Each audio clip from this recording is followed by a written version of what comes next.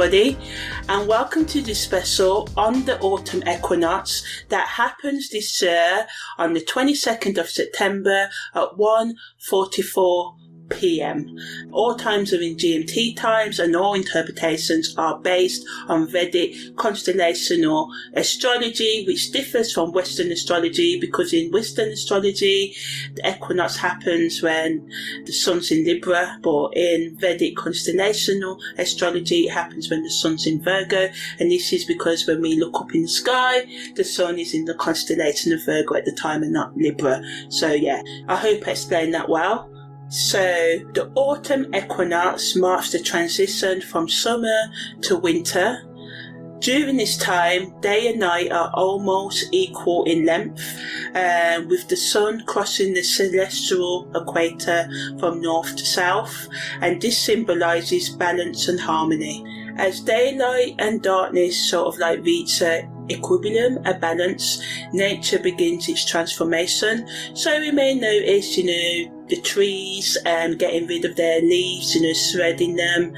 So this can lead to a brilliant display of colours emerging as the chlorophyll fades from the leaves, turning them from green to different shades of orange, reds and browns. It's truly beautiful as you walk. Sometimes the rain hits them. I love it. Autumn and winter are my favourite seasons. Don't get me wrong, I enjoy the summer as well, but we're used to the cold here in the UK, so sometimes the summer can be a bit too overwhelming for us, to say the least. So yeah, so this seasonal shift not only affects the natural environment but also influences animal behaviour, with many species preparing for migration or hibernation. So in astrology, the autumn equinox can signify a period of reflection, letting go of old patterns and preparing for inner transformation. So yeah, the shift in energy and the weather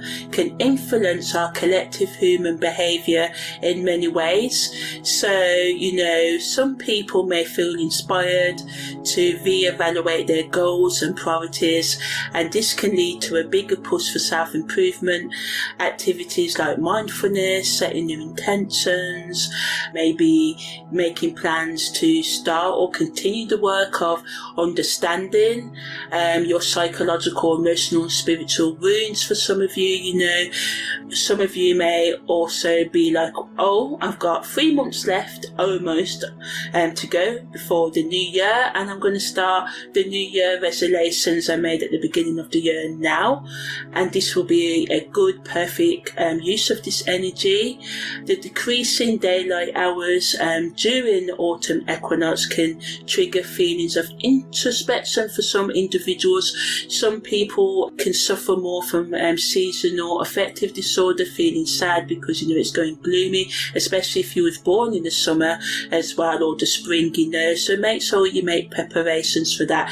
Find out all the tools that you need and do your research, and try and create a support network with others if you can, or support network within yourself, nurturing that voice that pushes you on and comforts you. And I know it can be hard to hear that voice when we've got many other voices that replay of all the criticisms people may have given us throughout our lives, or the criticisms we feel about ourselves. So just be as gentle as you can with yourself. In the UK we've got the Samaritans, which is a great organisation that you can reach out to and talk to, and the other sort of like mental health organisations out there that can help you as well. Some of you may just naturally want to spend more time alone in solitude and have deep and meaningful conversations with other people, and just do things with more depth, with more meaning in general. On the collective level, because a lot of us can be more engaged in self-reflection, we can also collectively just focus more on emotional healing, understanding others, having empathy, being more charitable, focus on our personal growth, our relationship growth, our family growth, career growth and stuff like that. The autumn equinox also aligns with the harvest season. So, harvest as a season highlights the themes of abundance, gratitude, just giving gratitude for the simple things, for having a bed, for having a shower or a bath or a running tap or flushing toilet, for having a duvet, just for, having a heartbeat, and, this is really good use of this energy. And also letting go of the thought patterns, relationships, habits that no longer serve you. And as a result of this energy, people can feel pushed, driven, motivated to express appreciation for, what they have, their blessings, release negativity, and make space for new opportunities to flourish, to grow, to bloom within and without themselves. So in essence, the autumn equinox represents a powerful moment of transition and introspection, not only in astrology, but just in, astronomy and on the holistic, personal, collective level as well. And it can just make us want to reflect more, improve what needs improving, have more gratitude, and be focused on growth. And the autumn equinox encourages us to embrace change, release the old, and prepare for new beginnings. So, just align with the natural cycles of life more. So, giving thanks, making sure you're sleeping enough, drinking enough water. A lot of us in the UK don't drink enough water, and this can cause so much problems from, being constipated, digestive issues I'm not saying totally be solved by drinking more water, but a lot of our health issues stem from not getting enough sleep and not drinking enough water. So, pay attention to these over this time and the coming months as well. So now I'm just going to talk a bit more about the scientific, agricultural and cultural meanings of the autumn equinox as well. Okay, so scientifically, the autumn equinox marks the moment when the Earth's axis is tilted neither away from nor towards the sun, and this tilt means that during the autumn equinox, sunlight is distributed more evenly across the planet, resulting in nearly equal lengths of day and night, as I said earlier. So during the autumn equinox, the Earth's axis tilt is at an angle of approximately 23.5 degrees relative to the sun. So as a result, the sun appears directly over the equator. This happens yearly on September 22nd or 23rd in the northern hemisphere and March 20th or 21st in the southern hemisphere. Okay, so the dates of the autumn equinox can vary because the Earth takes slightly more than 365 days to orbit the sun, and the Georgian calendar adds an extra day for every 4 years to account for this, which is why we have a leap year, which adds an extra day to the month of February. So instead of 28 days in February, there's 29 in a leap year that happens every 4 years, as I said. So yeah, the autumn equinox signifies the start of autumn in the northern hemisphere, so like in Europe, and spring in the southern hemisphere, and sets the stage for seasonal changes, and this influences things from temperature and natural processes like plant growth as well, and the variations in light and climate that arise, come up because of this actual tilt, has an impact across ecosystems, leading to adaptations among flora and fauna, and some animals come out of hibernation or go into hibernation as well. So the autumn equinox serves as a critical point in the ongoing interplay between the Earth's tilt, the climate, and life itself.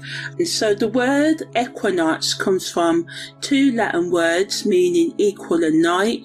The Latin words aquus and nox, which means equal and night, and the word aquatinum. So hard for me to pronounce these words, being born with like a speech impediment and stuff, but I shall persevere, and before I die I hope to have learned to master the English language. So yeah, so the word aquantum means the time of equal days and nights. So yeah, the autumn equinox marks the beginning of fall in the northern hemisphere or in any hemisphere where it is autumn equinox, whether it takes place in March or September. It's the time of fall and a time of transformation in nature, which all changes in the seasons are. But yeah, as I said, the autumn equinox can have an impact on our health, as shorter days and longer nights can affect our circadian rhythms and lead to changes in sleep patterns and mood. So it's really important to look after your mood, to figure out how you are affected by seasonal changes, especially the autumn equinox, and have a plan, get to know yourself inside out. A lot of the time we try to know the world and other people, but we forget to know ourselves. So yeah, the autumn equinox reminds us of going inwards, having that solitude, reflecting, listening to our bodies and figuring out our bodies and our moods and learning how to keep ourselves in balance.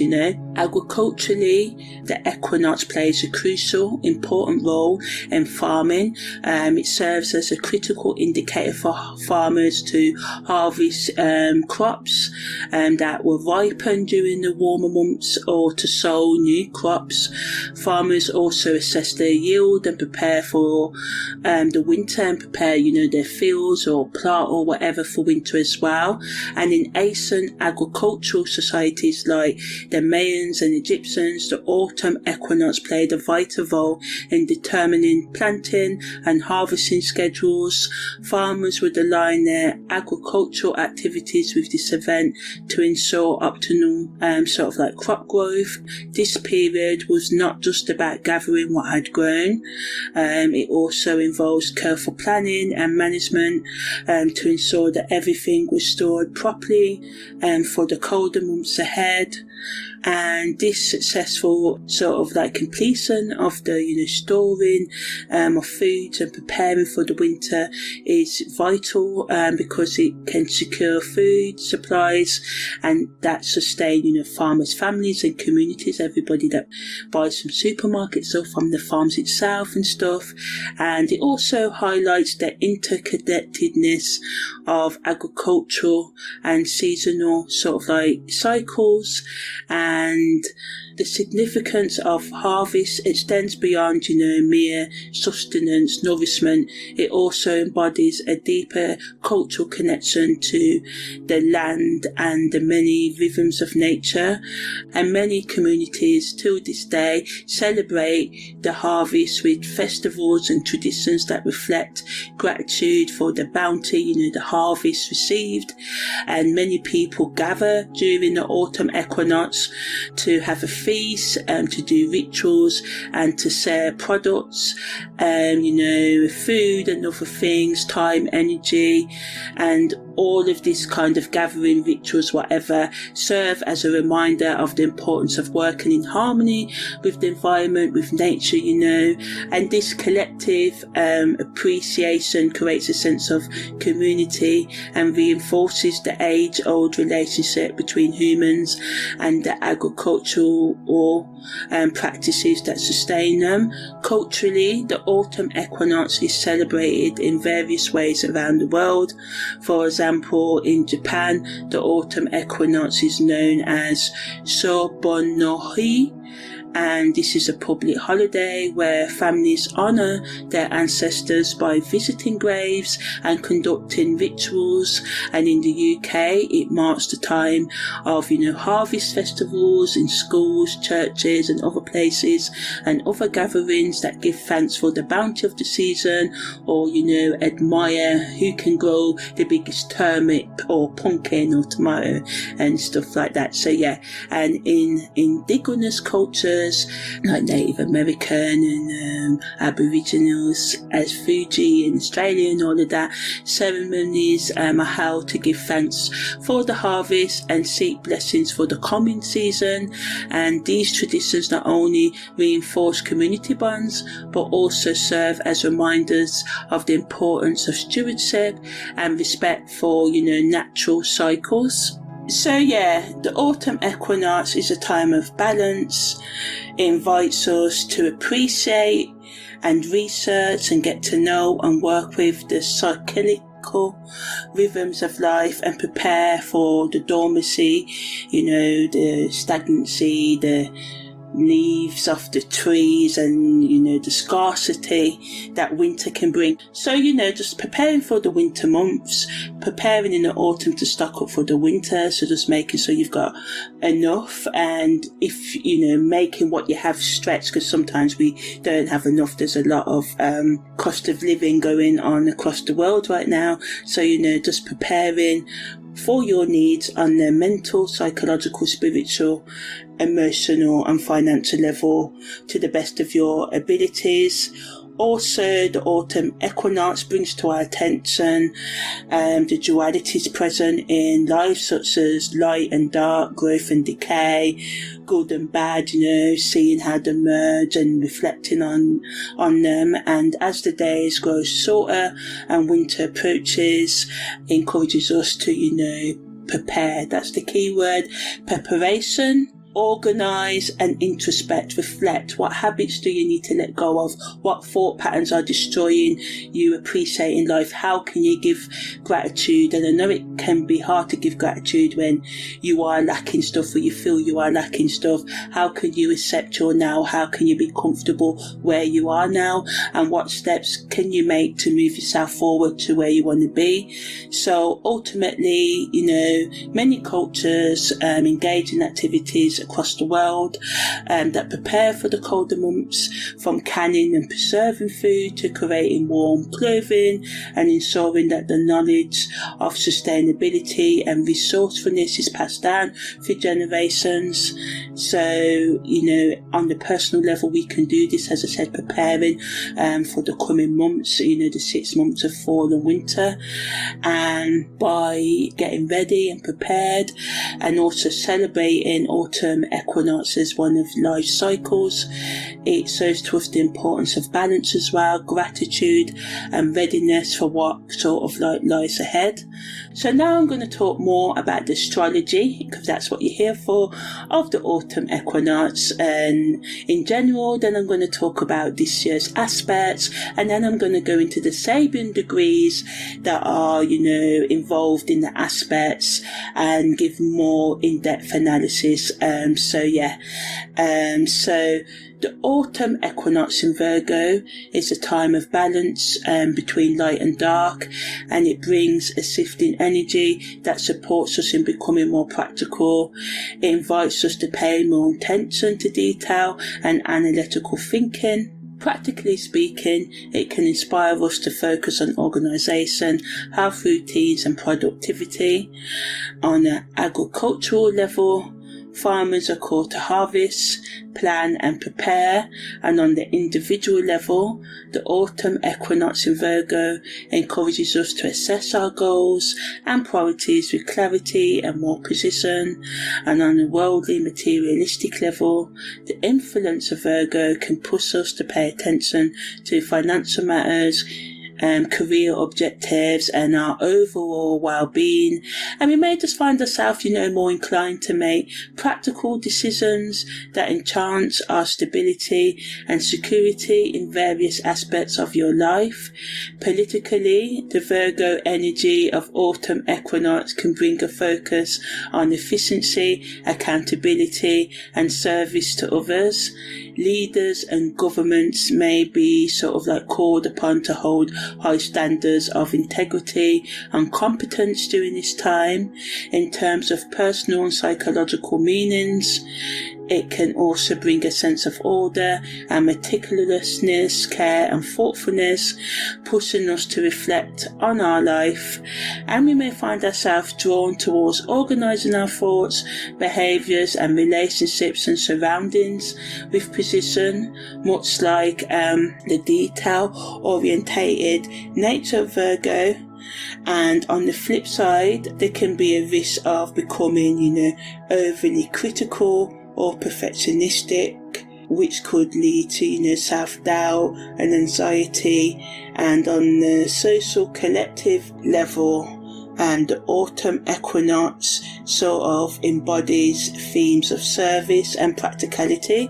So we may be pushed to contribute to our communities in meaningful ways, focusing on the well-being of others, and this can strengthen our bonds, create a sense of unity among peers.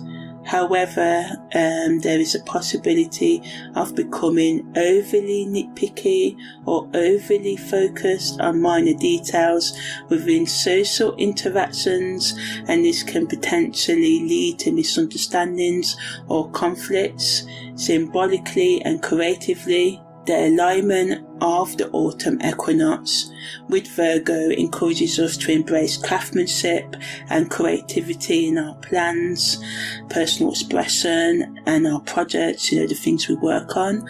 And for some of you, this can manifest as an increased appreciation for aesthetics and a desire to create beauty in your projects and experiences.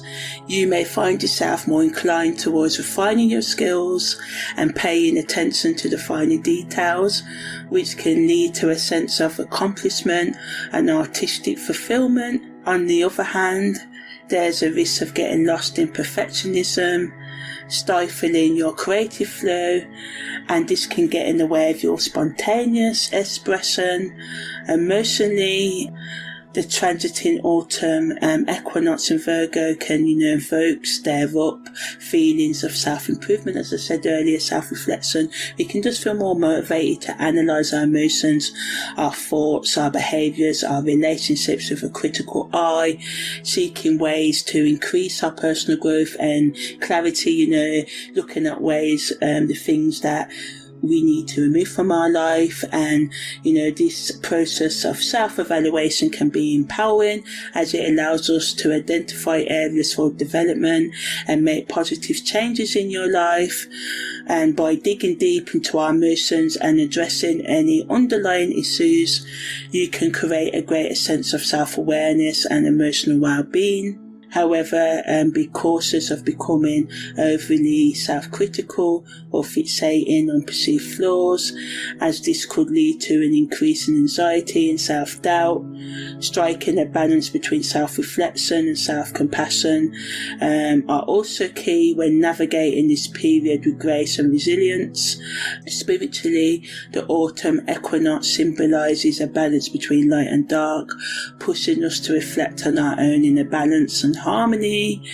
It's a time to evaluate our goals, release what no longer serves you, and prepare for a period of growth and transformation.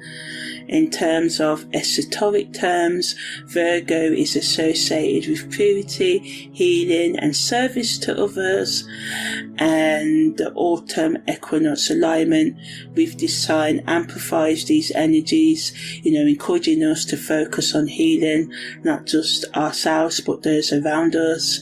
It is a time to pay attention to the details of our life and purify our intentions and dedicate ourselves to acts of kindness and compassion. And as the sun moves through Virgo during the autumn equinox, it invites you to embrace your inner wisdom, refine your skills and strive for perfection in all aspects of your life.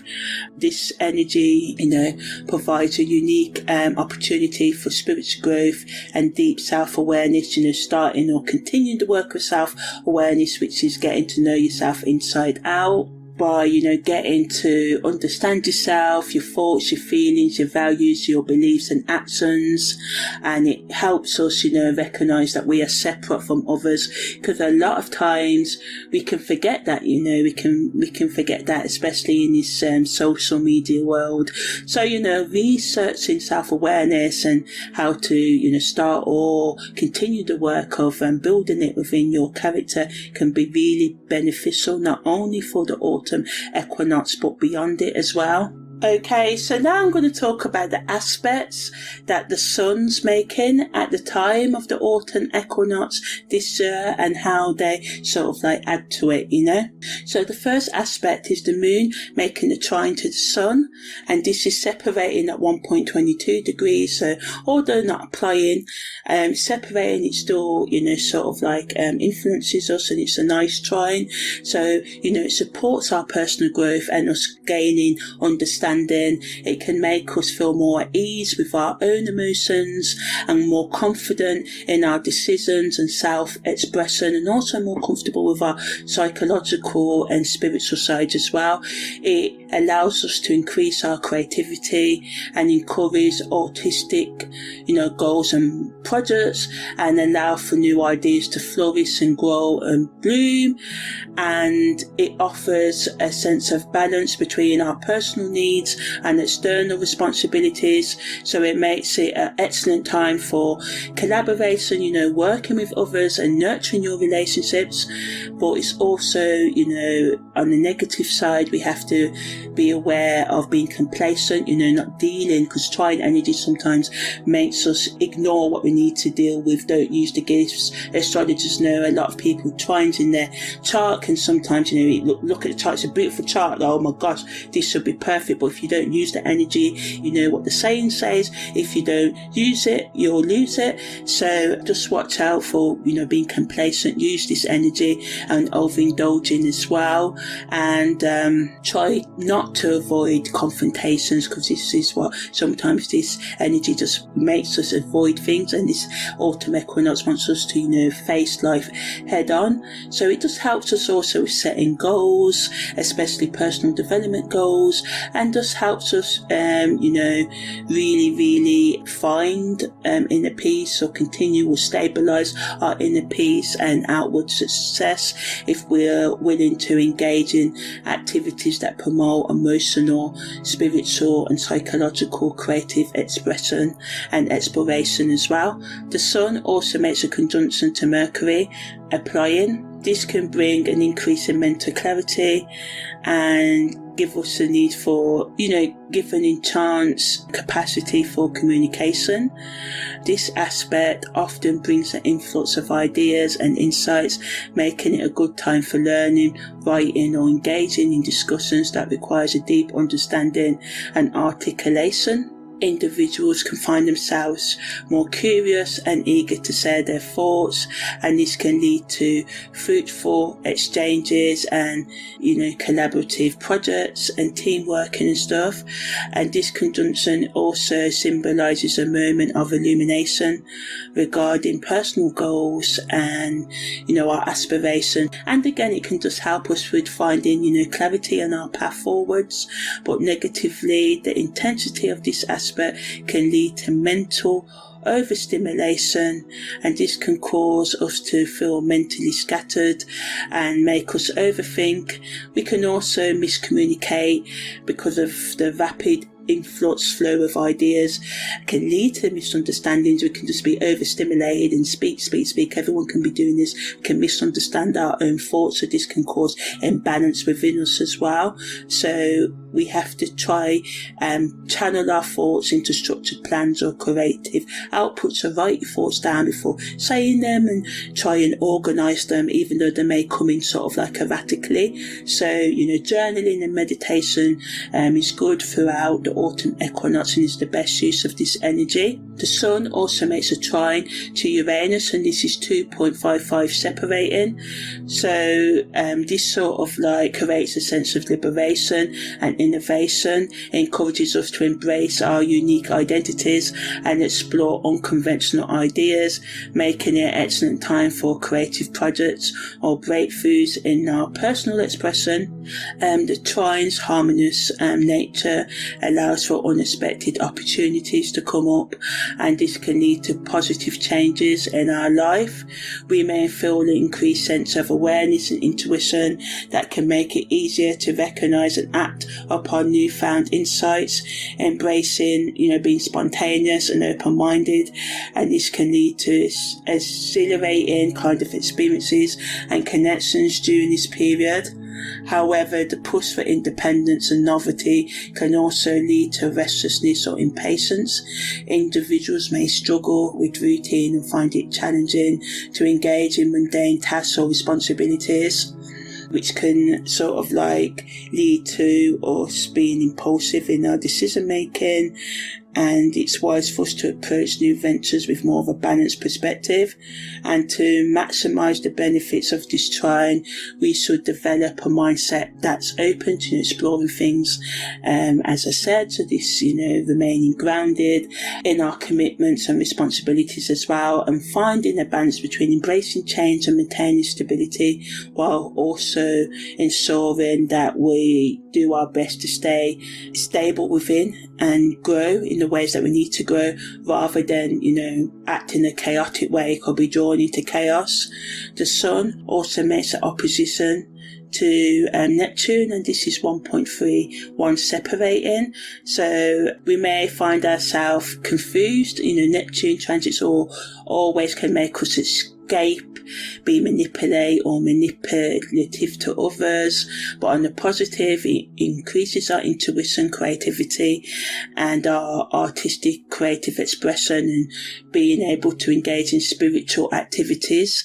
But again, it can make us have unrealistic expectations. We may escape into drugs, alcohol, and other intoxicating substances, and we just may feel disillusioned, especially if our ideals are not aligned with our reality. Navigating this energy requires a delicate balance between embracing imaginative ideals and maintaining a grounded perspective.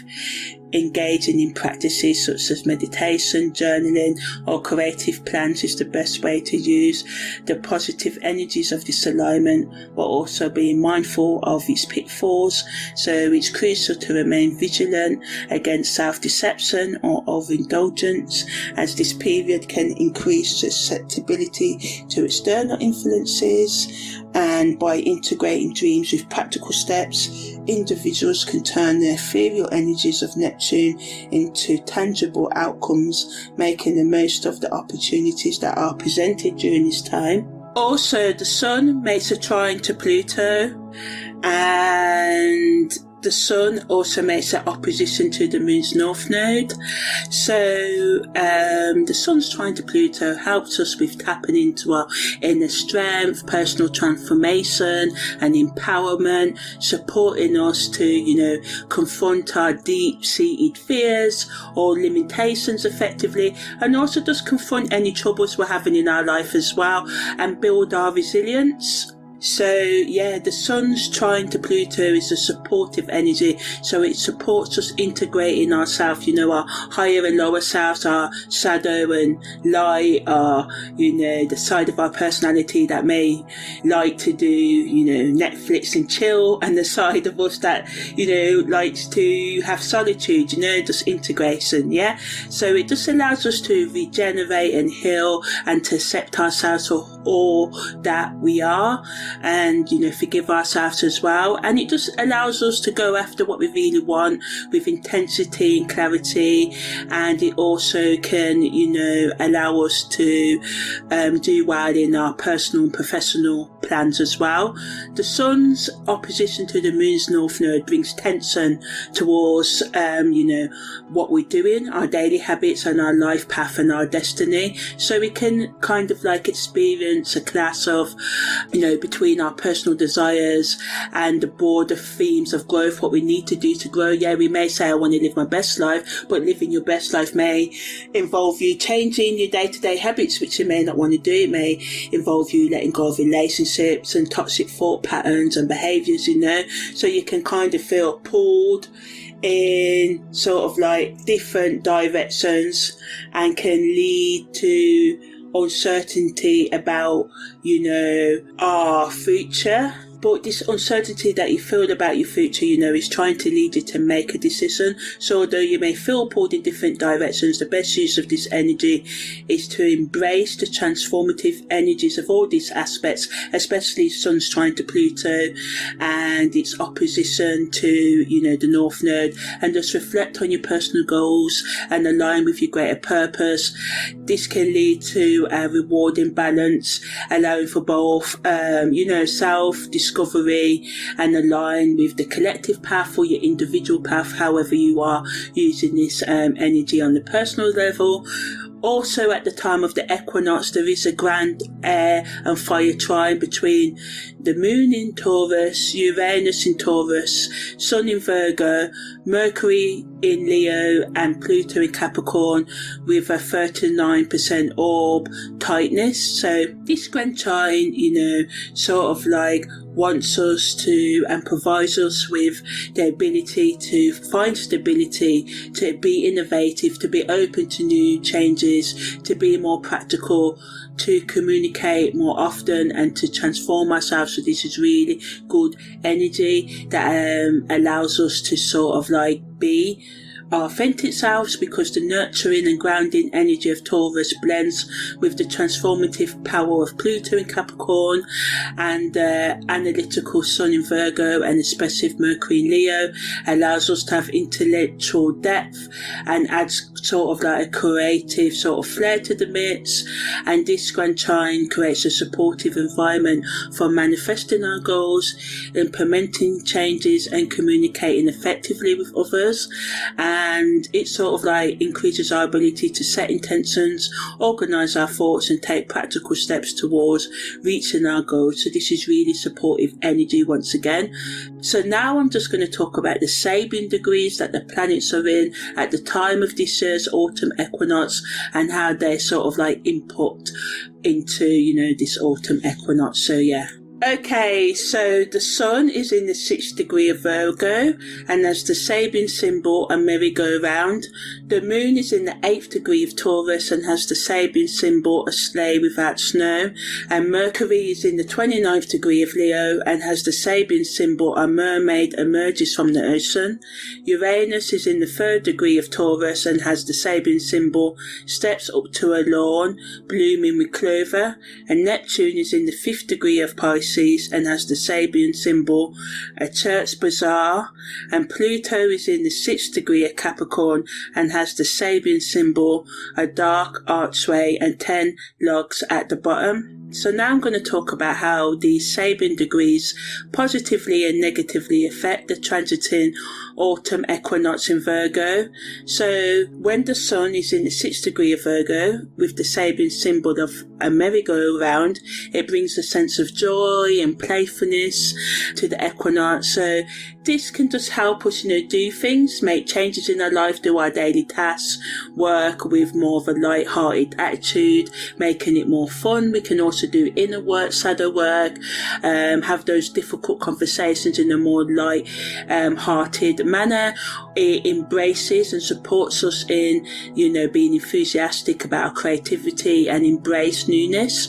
But negatively, we can be overly focused on momentary pleasures and distractions, which can lead to neglecting important responsibilities like work, taking the trash out and stuff, losing sight of long-term goals. And taking the trash out may not be important responsibilities. I don't know, paying bills on time, paying your rent, that's important, getting your car MOT'd on time, making sure it's safe to be on the road, stuff like that. So it's essential to acknowledge the importance of balance and ensure that you enjoy life's pleasures while also staying committed to, meeting your commitments and objectives, your work and routine, and doing your inner work and looking after your wellness on the psychological, emotional, financial, spiritual and physical levels. And the Moon is in the 8th degree of Taurus, as I said, and this symbolises a sleigh without snow. It wants us to be ready and anticipate things, be ready for the unexpected, and just kind of like be open to, yeah, you're going to be making these changes, but you may not see the rewards of these changes for a long time. So, you know, it creates a feeling of waiting or preparing for significant change or event in your life. It wants you to reflect and plan for it, not give up, to keep on going. Often, you know, we give up when there's a big turn in the corner, and remember that failure is the key to success, and you could be sometimes working at things for 5, 7, 10 years and success can come overnight, or it seems overnight because you've been doing that daily work, you know. But negatively, you know, the moon in the 8th degree of Taurus can make us feel impatient, frustrated due to the delays and uncertainties. So it's crucial to practice patience at this time and trust that things will unfold in their own time. Use this period to focus on setting intentions, laying down the groundwork for future plans, even if the results are not immediate, you know. And remember that just like a sleigh without snow, sometimes the journey is just as important as reaching the destination, and I can vouch for that. So yeah, Mercury is in the 29th degree of Leo, so this is a critical degree in astrology. So it has the Sabian symbol of a mermaid, a Magian from our ocean, and this signifies a moment of revelation, of unveiling hidden truths.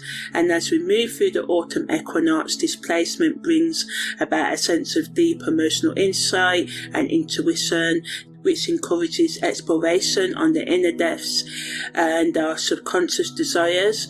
It's a good time for self-reflection and communication, and, you know, allows us to be authentic and heartfelt. So just as a mermaid emerges from the ocean, revealing her mystical nature, you may find hidden aspects of yourself coming to light during this time. So allow yourself to embrace these revelations with an open heart and mind, trusting in your instincts and inner wisdom.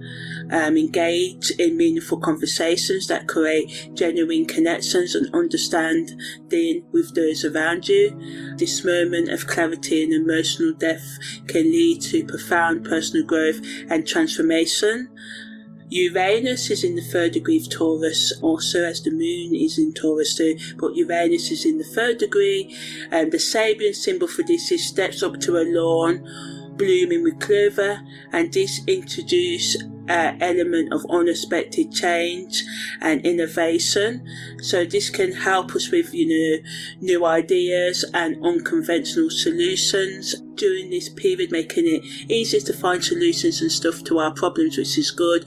Again, it supports us in exploring different beliefs, perspectives and things, being more spontaneous in our decision making process, and, you know, us being open to doing so. But negatively, it can bring sudden events and disruptions that challenge our sense of stability, self and routine. So it's important to remain flexible and adaptable to navigate the autumn equinox more effectively. And so yeah, all in all, Uranus in the 3rd degree of Taurus can create a sense of excitement, unpredictability, encouraging you to break free from old patterns and embrace transformation. So yeah, Neptune is in the 5th degree of Pisces, and it has the Sabian symbol, a church bazaar, and this adds a dreamy and idealistic quality to the atmosphere. Again, allows us to work with our intuition, creativity, become more spiritually aware, and allows us to tap into our subconscious mind and explore hidden realms of inspiration, you know. But we have to be cautious of falling into delusions, escaping, and, you know, Neptune's energy can always blur boundaries and convey confusion. So explore the psychic realms, but do it in a grounded way where you can maintain a sense of reality while exploring your imaginative and intuitive side. Use Neptune's energy to channel your creativity and spiritual insights into your productive plans and deepen your connection with the divine. And Pluto is in the 6th degree of Capricorn. The Sabian symbol is a dark archway and 10 logs at the bottom, as I said. So this just helps us, you know, sort of like get to the depths of our psyche and confront any buried emotions or fears that are holding you back. And the image of the dark archway and the 10 logs at the bottom symbolises the journey through darkness towards renewal and growth. And it can just like push us and supports us in releasing old patterns, beliefs and attachments to things that no longer serve our highest good. It's a time for shedding layers of the past and embracing a new beginning with courage and determination. And although this transformational process may feel intense and challenging, it's asking us to trust in the power of our inner strength and resilience to get through it. Just like the logs at the bottom of the dark archway, you have the support and foundation needed to get over this deep change and embrace the opportunity for inner growth and self-discovery that Pluto influence brings. And it just reminds us to remember that with every end comes a new beginning, and it wants us to allow for ourselves to release the things that no longer serve us and make space for transformation and renewal. And it just reminds us to trust in our intuition, creativity, and just be open. So now I'm going to talk about the physical, emotional, and spiritual health implications, and also the social, collective, and esoteric occult meanings of the Sabian symbols. So the sun in the 6th degree of Virgo shines a spotlight on our descending colon in our bodies, and it reminds us to focus on our digestive health, make sure we're chewing things properly, make sure we're drinking enough water to eliminate waste, and pay attention to our gut instincts and emotional release on the spiritual level as well. And the symbol of the merry-go-round reminds us of the cycles of life, from autumn to winter to spring to summer, and it just reminds us to embrace change and be flexible as well. The moon in the 8th degree of Taurus brings attention to our cervical nerves, highlighting the need for us to be flexible in our communication. And the sleigh without snow reminds us to find balance in our relationships as they change, because for some of you they may change. The relationship you have with yourself may change as well during this time. And Mercury in the 29th degree of Leo draws attention to our heart and mind, and it reminds us of the interconnectedness of all our body, of our heart, soul and mind, our veins, with our heart, with our lungs, and everything's connected. And the Sabian symbol of the mermaid coming out of the ocean wants us to blend being intuitive with being creative, and encourages us to listen to our inner voice and express ourselves more authentically. And also, Uranus is in the 3rd degree of Taurus, and this controls the phalanx in our human body, which is responsible for swallowing and breathing. And it wants us to pay attention to our, breathing, meditation, the way we eat things, do it more mindfully. The Sabian symbol of the steps up to a blooming clover reminds us of, growing in our communication and self-expression, and to find clear and innovative ways of expressing ourselves. And this can lead to us improving our overall well-being in the physical and emotional and spiritual levels, and once again supports us to improve our communication. This Sabian degree also reminds us that if we are prepared to work hard during the autumn equinox and the following months, we can lead to breakthroughs and transformation in how we communicate with others and ourselves, and this can create harmony and balance within. Neptune's placement in the 5th degree of Pisces that controls the right cuboid bone reflects themes of structure, support and stability. And the symbol of a church bazaar symbolises a gathering of diverse elements coming together in a sort of like harmonious way to create something greater than the sum of its parts, and reminds us of the importance of building solid foundations, looking after our mental health, looking after our physical health, our financial health, our emotional, spiritual health, working from the bottom up, not being afraid, not numbing ourselves from our emotions, dealing with our life and our relationships and our thoughts, starting or continuing the work of, understanding ourselves, forgiving ourselves, loving ourselves and managing ourselves and building our self-awareness and stuff. So just like a church bazaar, a church group, meeting, service, where different individuals contribute unique offerings to create a unified event. Netflix influence encourages us to find stability and support through working with others and remembering that everything's interconnected. It reminds us to strengthen our roots, our life, and establish boundaries and routines. We evaluate our lives and seek out reliable structures that can uphold us during the times of change or uncertainty. And by embracing displacement, we can cultivate a sense of security and resilience, allowing us to navigate our life's challenges with grace and strength.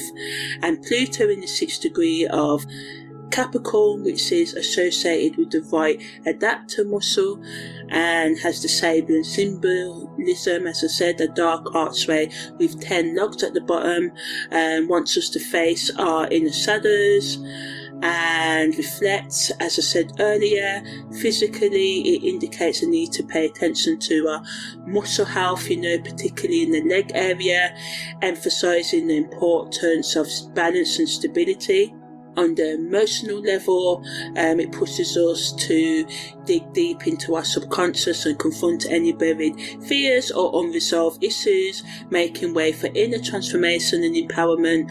Socially and collectively, the symbolism of the dark archway wants us to persevere with determination and rely on our own inner strength to overcome obstacles. And esoterically and occult wise, it reminds us of, again, building blocks, setting those strong foundation and evolving on the psychological, emotional and spiritual level.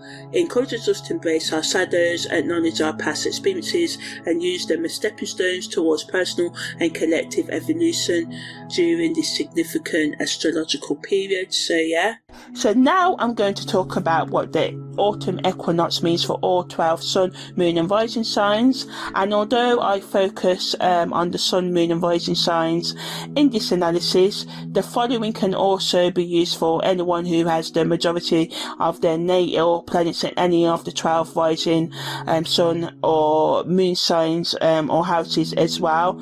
And if you have more than one dominant energy in your sign, you may have to read more than one of all the influences that apply to you. So for example, let's say you're a Scorpio rising but you're Pisces moon, but you also have Venus and Mercury and Uranus, although it may not be possible, but for this example, let's say in Pisces.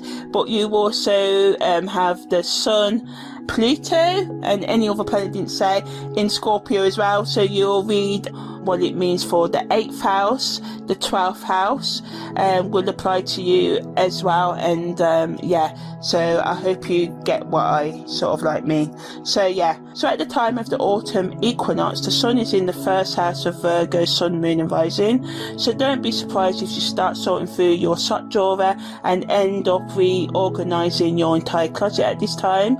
And let's be real, who doesn't love a good closet clean out? Because it can be like a treasure hunt for your forgotten favorite item of clothing. I for one find lots of things I've forgotten I even have when I go through my wardrobes and other containers I've got clothes in. So on the positive, as I said, with the sun in the 1st house of Virgo, sun, moon and rising, you may experience enhanced self-awareness and attention to detail.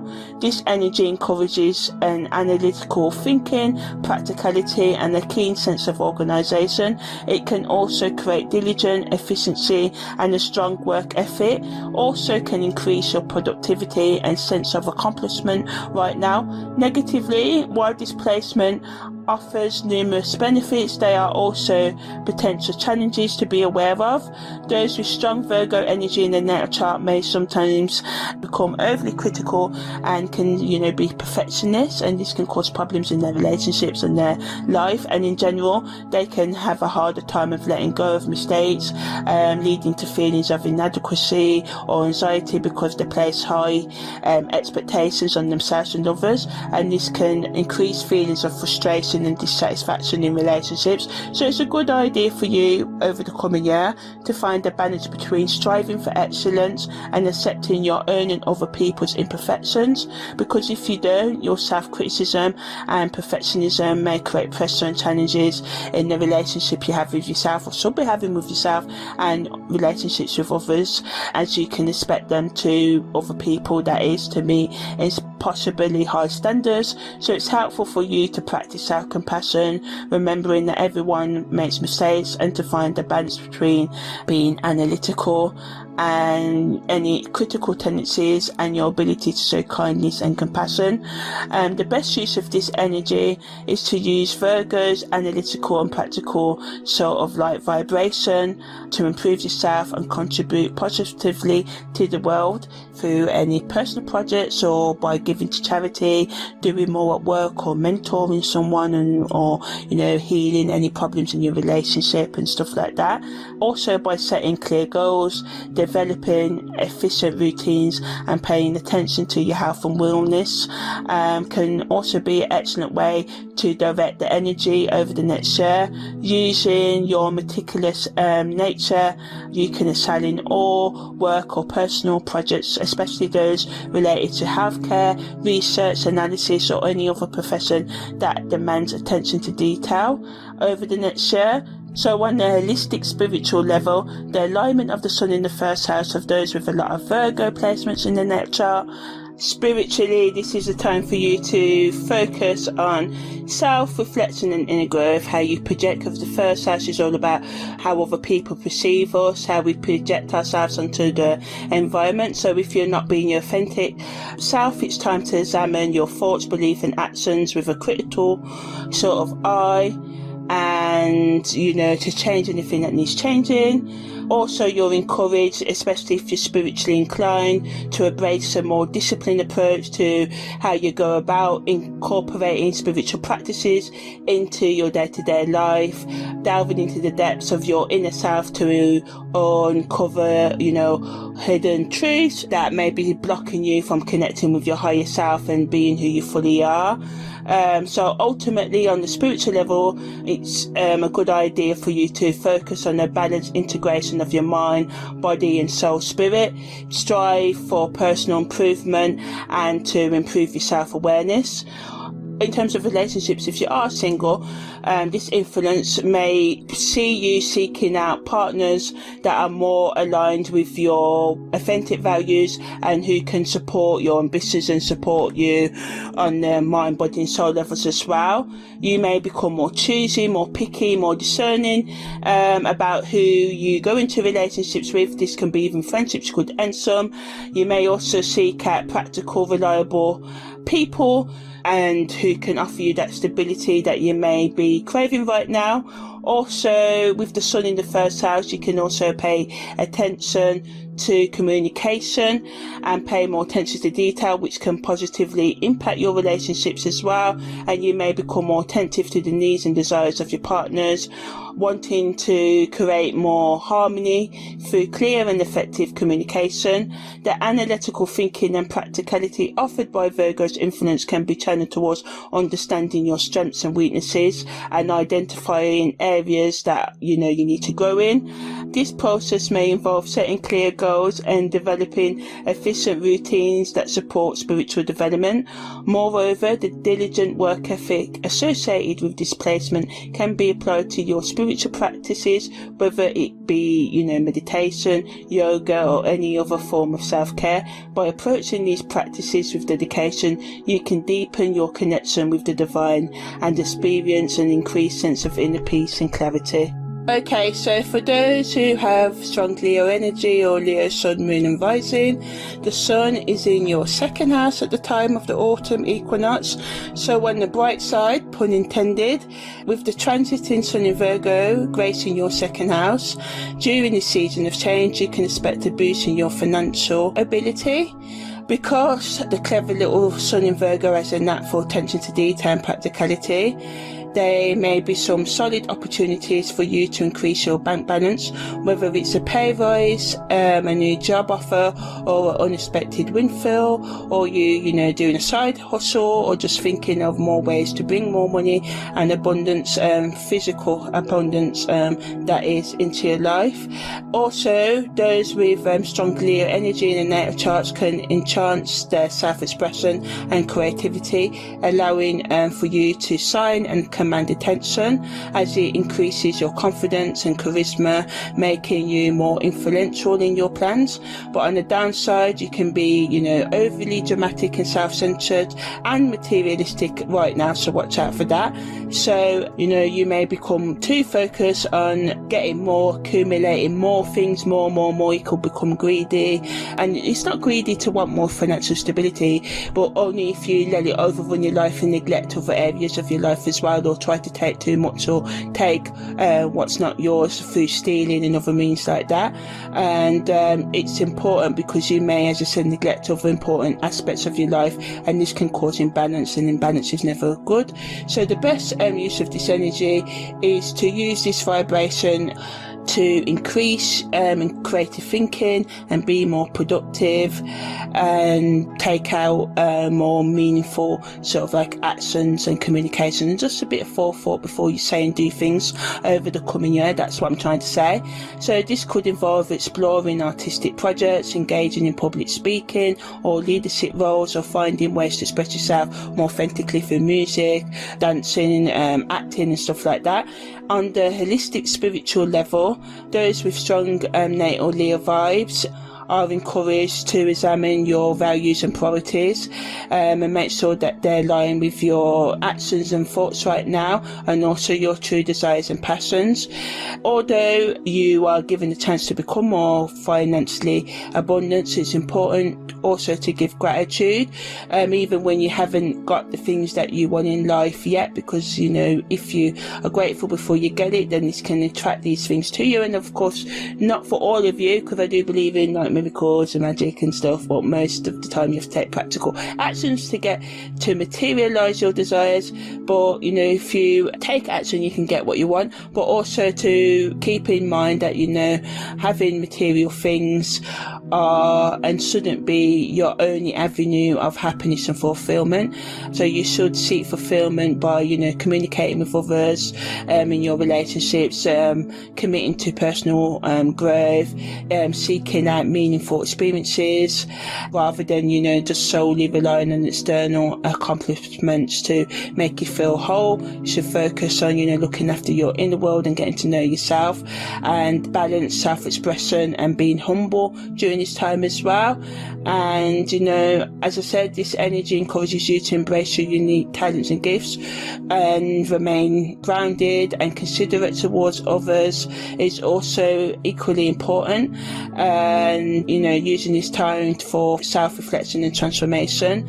And you should at least part of the year to, you know, from September to September 24, so September 23 to September 24, to re-elevate your financial goals, values, and maybe change your career paths. For some of you, taking stock of your resources and exploring ways to enhance financial stability and security. In terms of relationships, you are encouraged to value your worth by establishing and respecting healthy boundaries and prioritizing your needs, while also recognizing the needs and boundaries of others, and also by giving mutual support to others and cooperating, but also making sure that, you know, it's balanced here, it's give and take.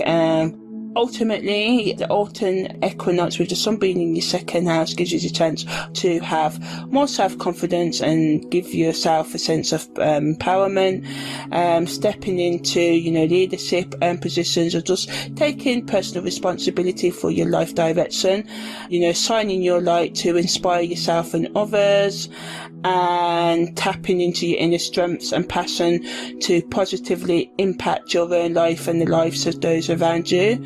And remember that humility is a vital part of self-expression, being humble, being graceful, and balancing your need for, being seen and respecting other boundaries can allow for holistic personal growth and also help you cultivate harmonious relationships with others as well.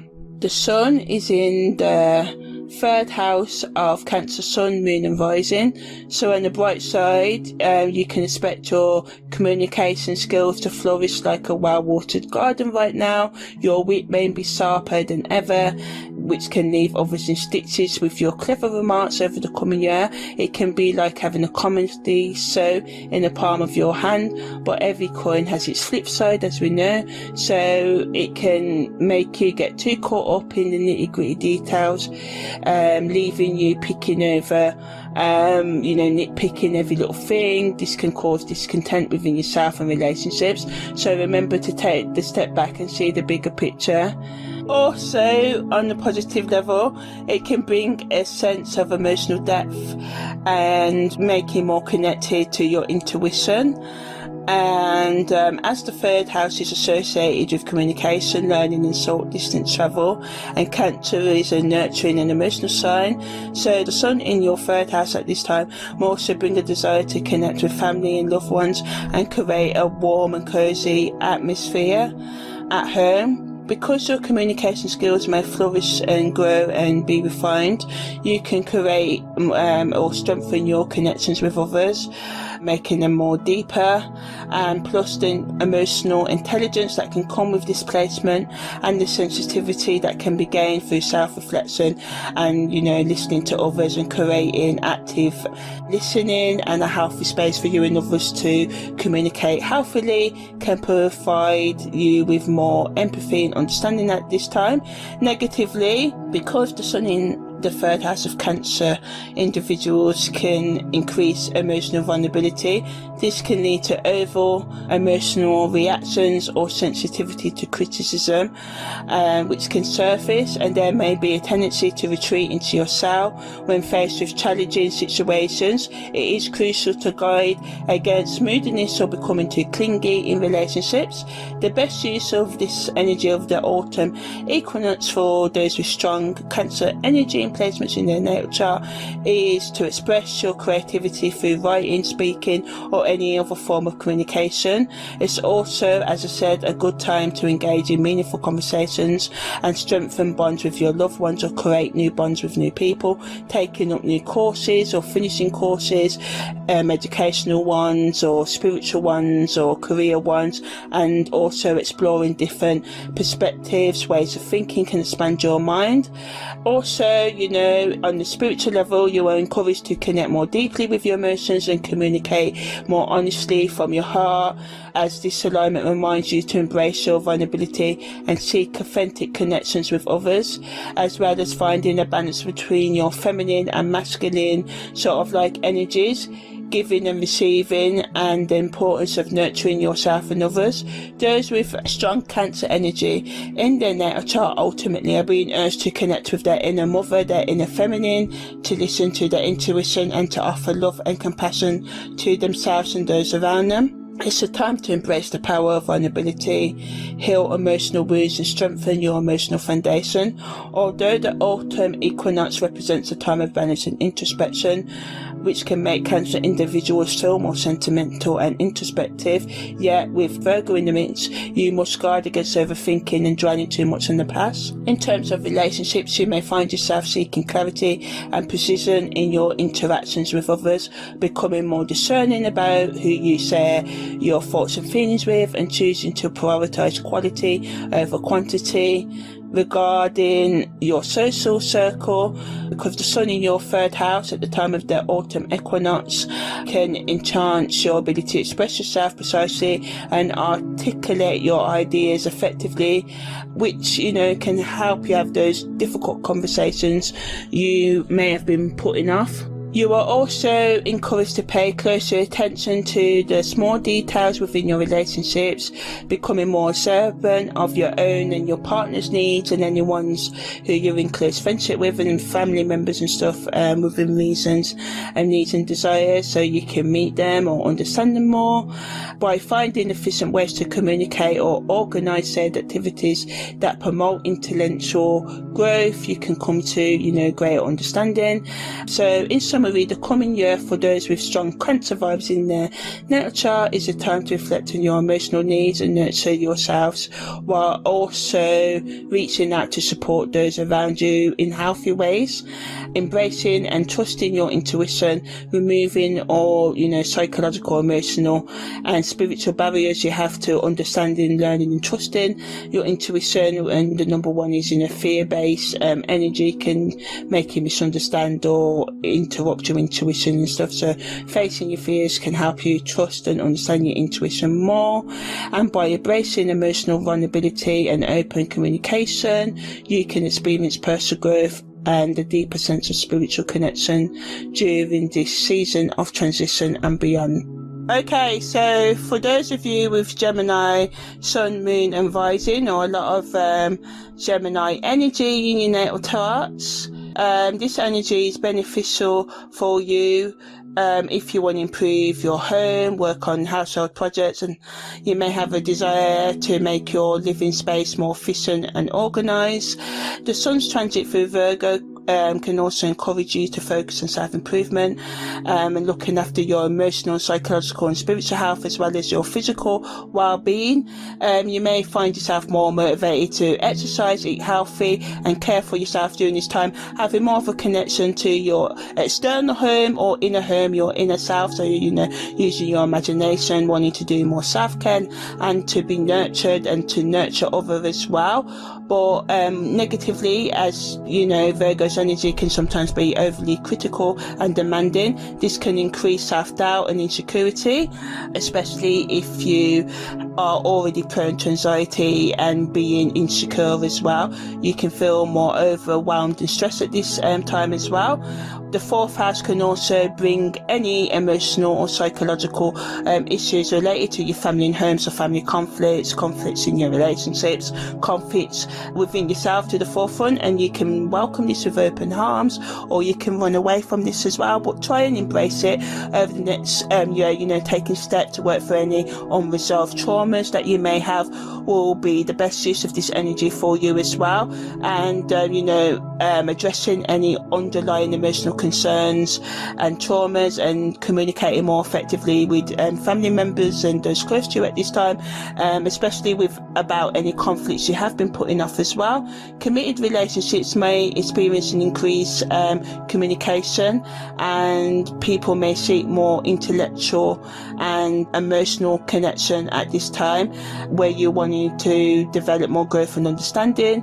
And hookup relationships may benefit from increased mental stimulation, but could lack emotional depth at this time. But many of you will in general feel the need for a deeper connection on the feeling level in both hookup and committed relationships at this time. So focusing too much on your intellectual pursuits activities can lead to neglecting your emotional needs in committed or casual relationships, and that's normally what Gemini energy can do.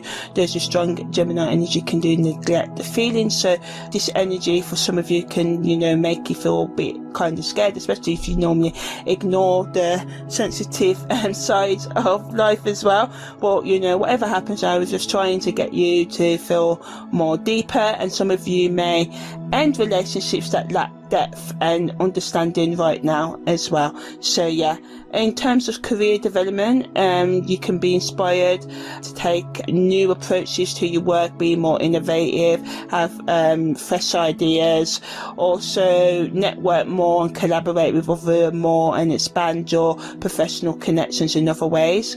It's essential to balance any talk with action right now, because it can be a lot of talk but less action, and finding that that vital balance between idea generation and idea implementation, which is taking action.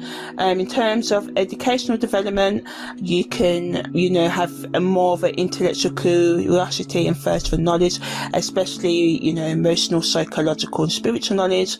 It's a great time to pursue new learning opportunities or engage in research that expands your understanding right now. Spiritually, you're prompted to developing a sense of belonging and connection. While exploring your roots and family background, it's crucial to remain grounded and not lose sight of the present moment. Striking a balance between intellectual pursuits and emotional connections will lead to more fulfilling experiences over the next year, as I said.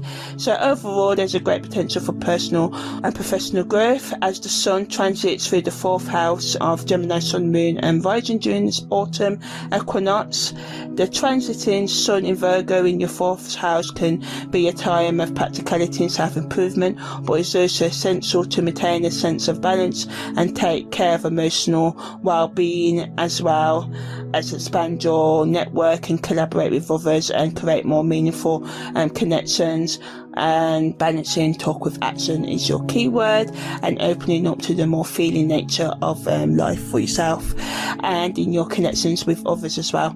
So the Sun is in the 5th house of Taurus, Sun, Moon and Rising at the time of the autumn equinox, so this can inspire you to prioritize your physical and mental well-being and take more practical and efficient approach to your creativity and leisure social activities as well, because Virgo is an earth sign and known for its practicality, attention to detail and focus on health and wellness.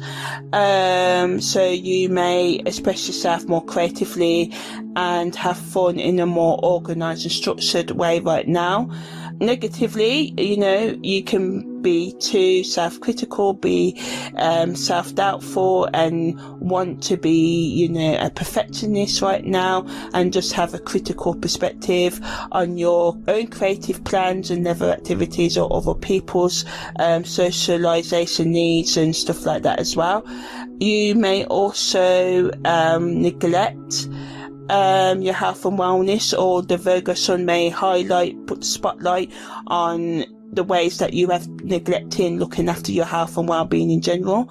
And instead of beating yourself up with your slack from time to time, anything that's brought to your attention, especially about how you or manage or mismanage your health, wants you to just basically address these issues more practically and look after your health more efficiently. In terms of committed relationships, this can bring a strong focus on stability and loyalty right now as well, so you may evaluate your romantic connections and partnerships with a more of a critical eye, and the importance of building solid foundation and investing time and effort in nurturing long-term partnerships may come to the forefront of your mind right now. So the positivity of this energy lies in the fact that it allows you to create more of a sense of security and trust within relationships, but on the negative end you may become more possessive or stubborn, which can stunt relationship growth and flexibility within relationships.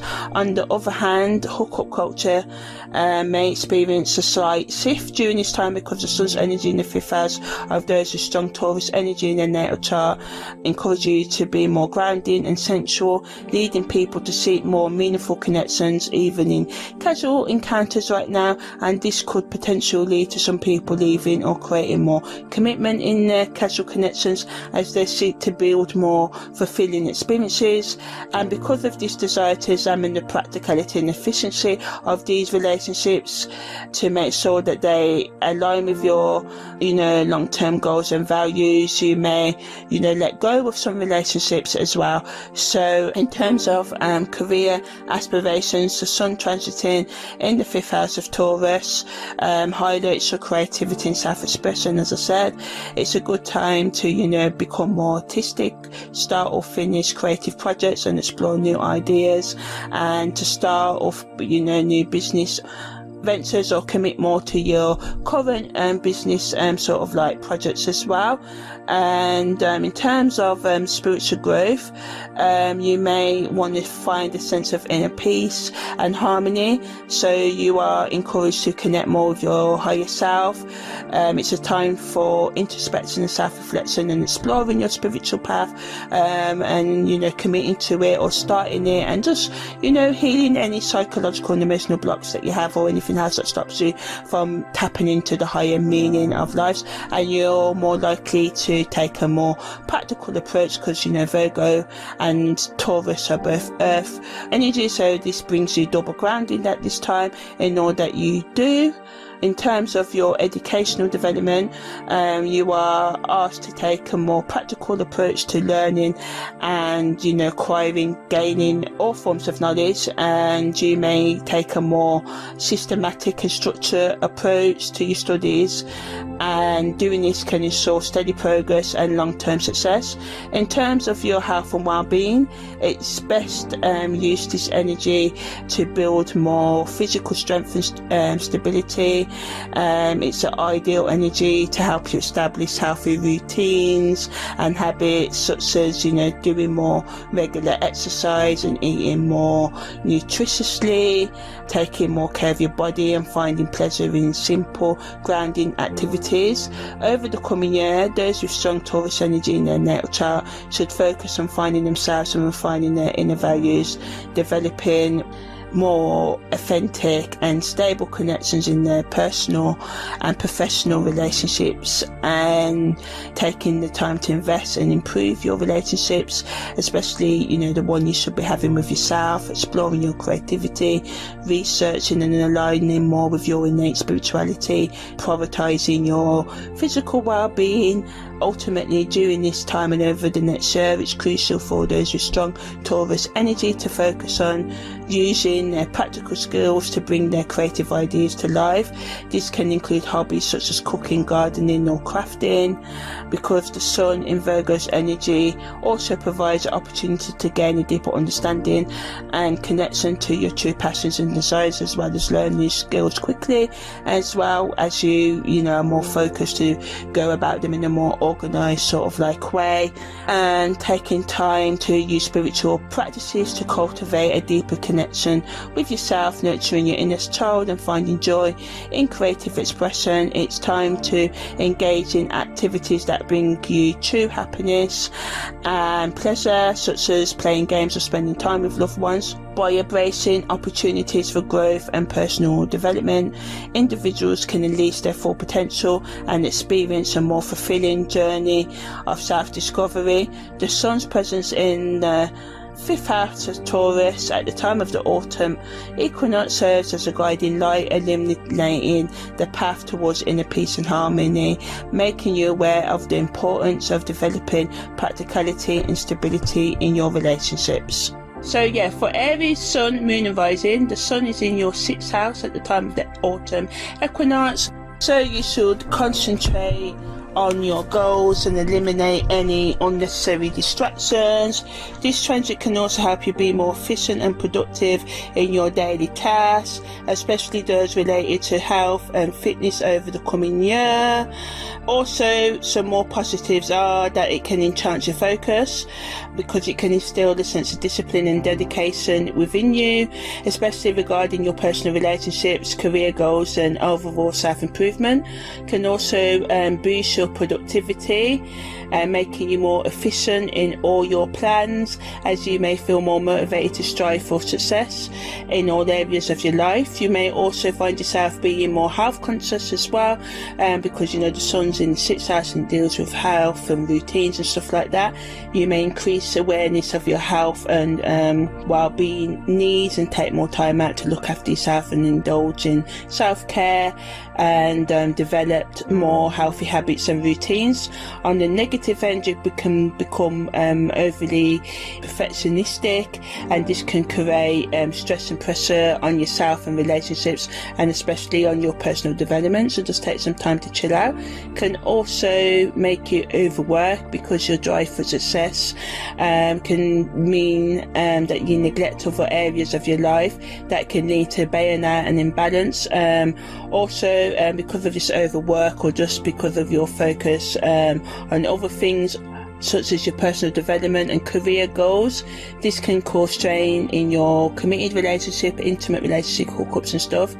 And because you may decide to prioritize your own needs over your partner's, and this can cause tension.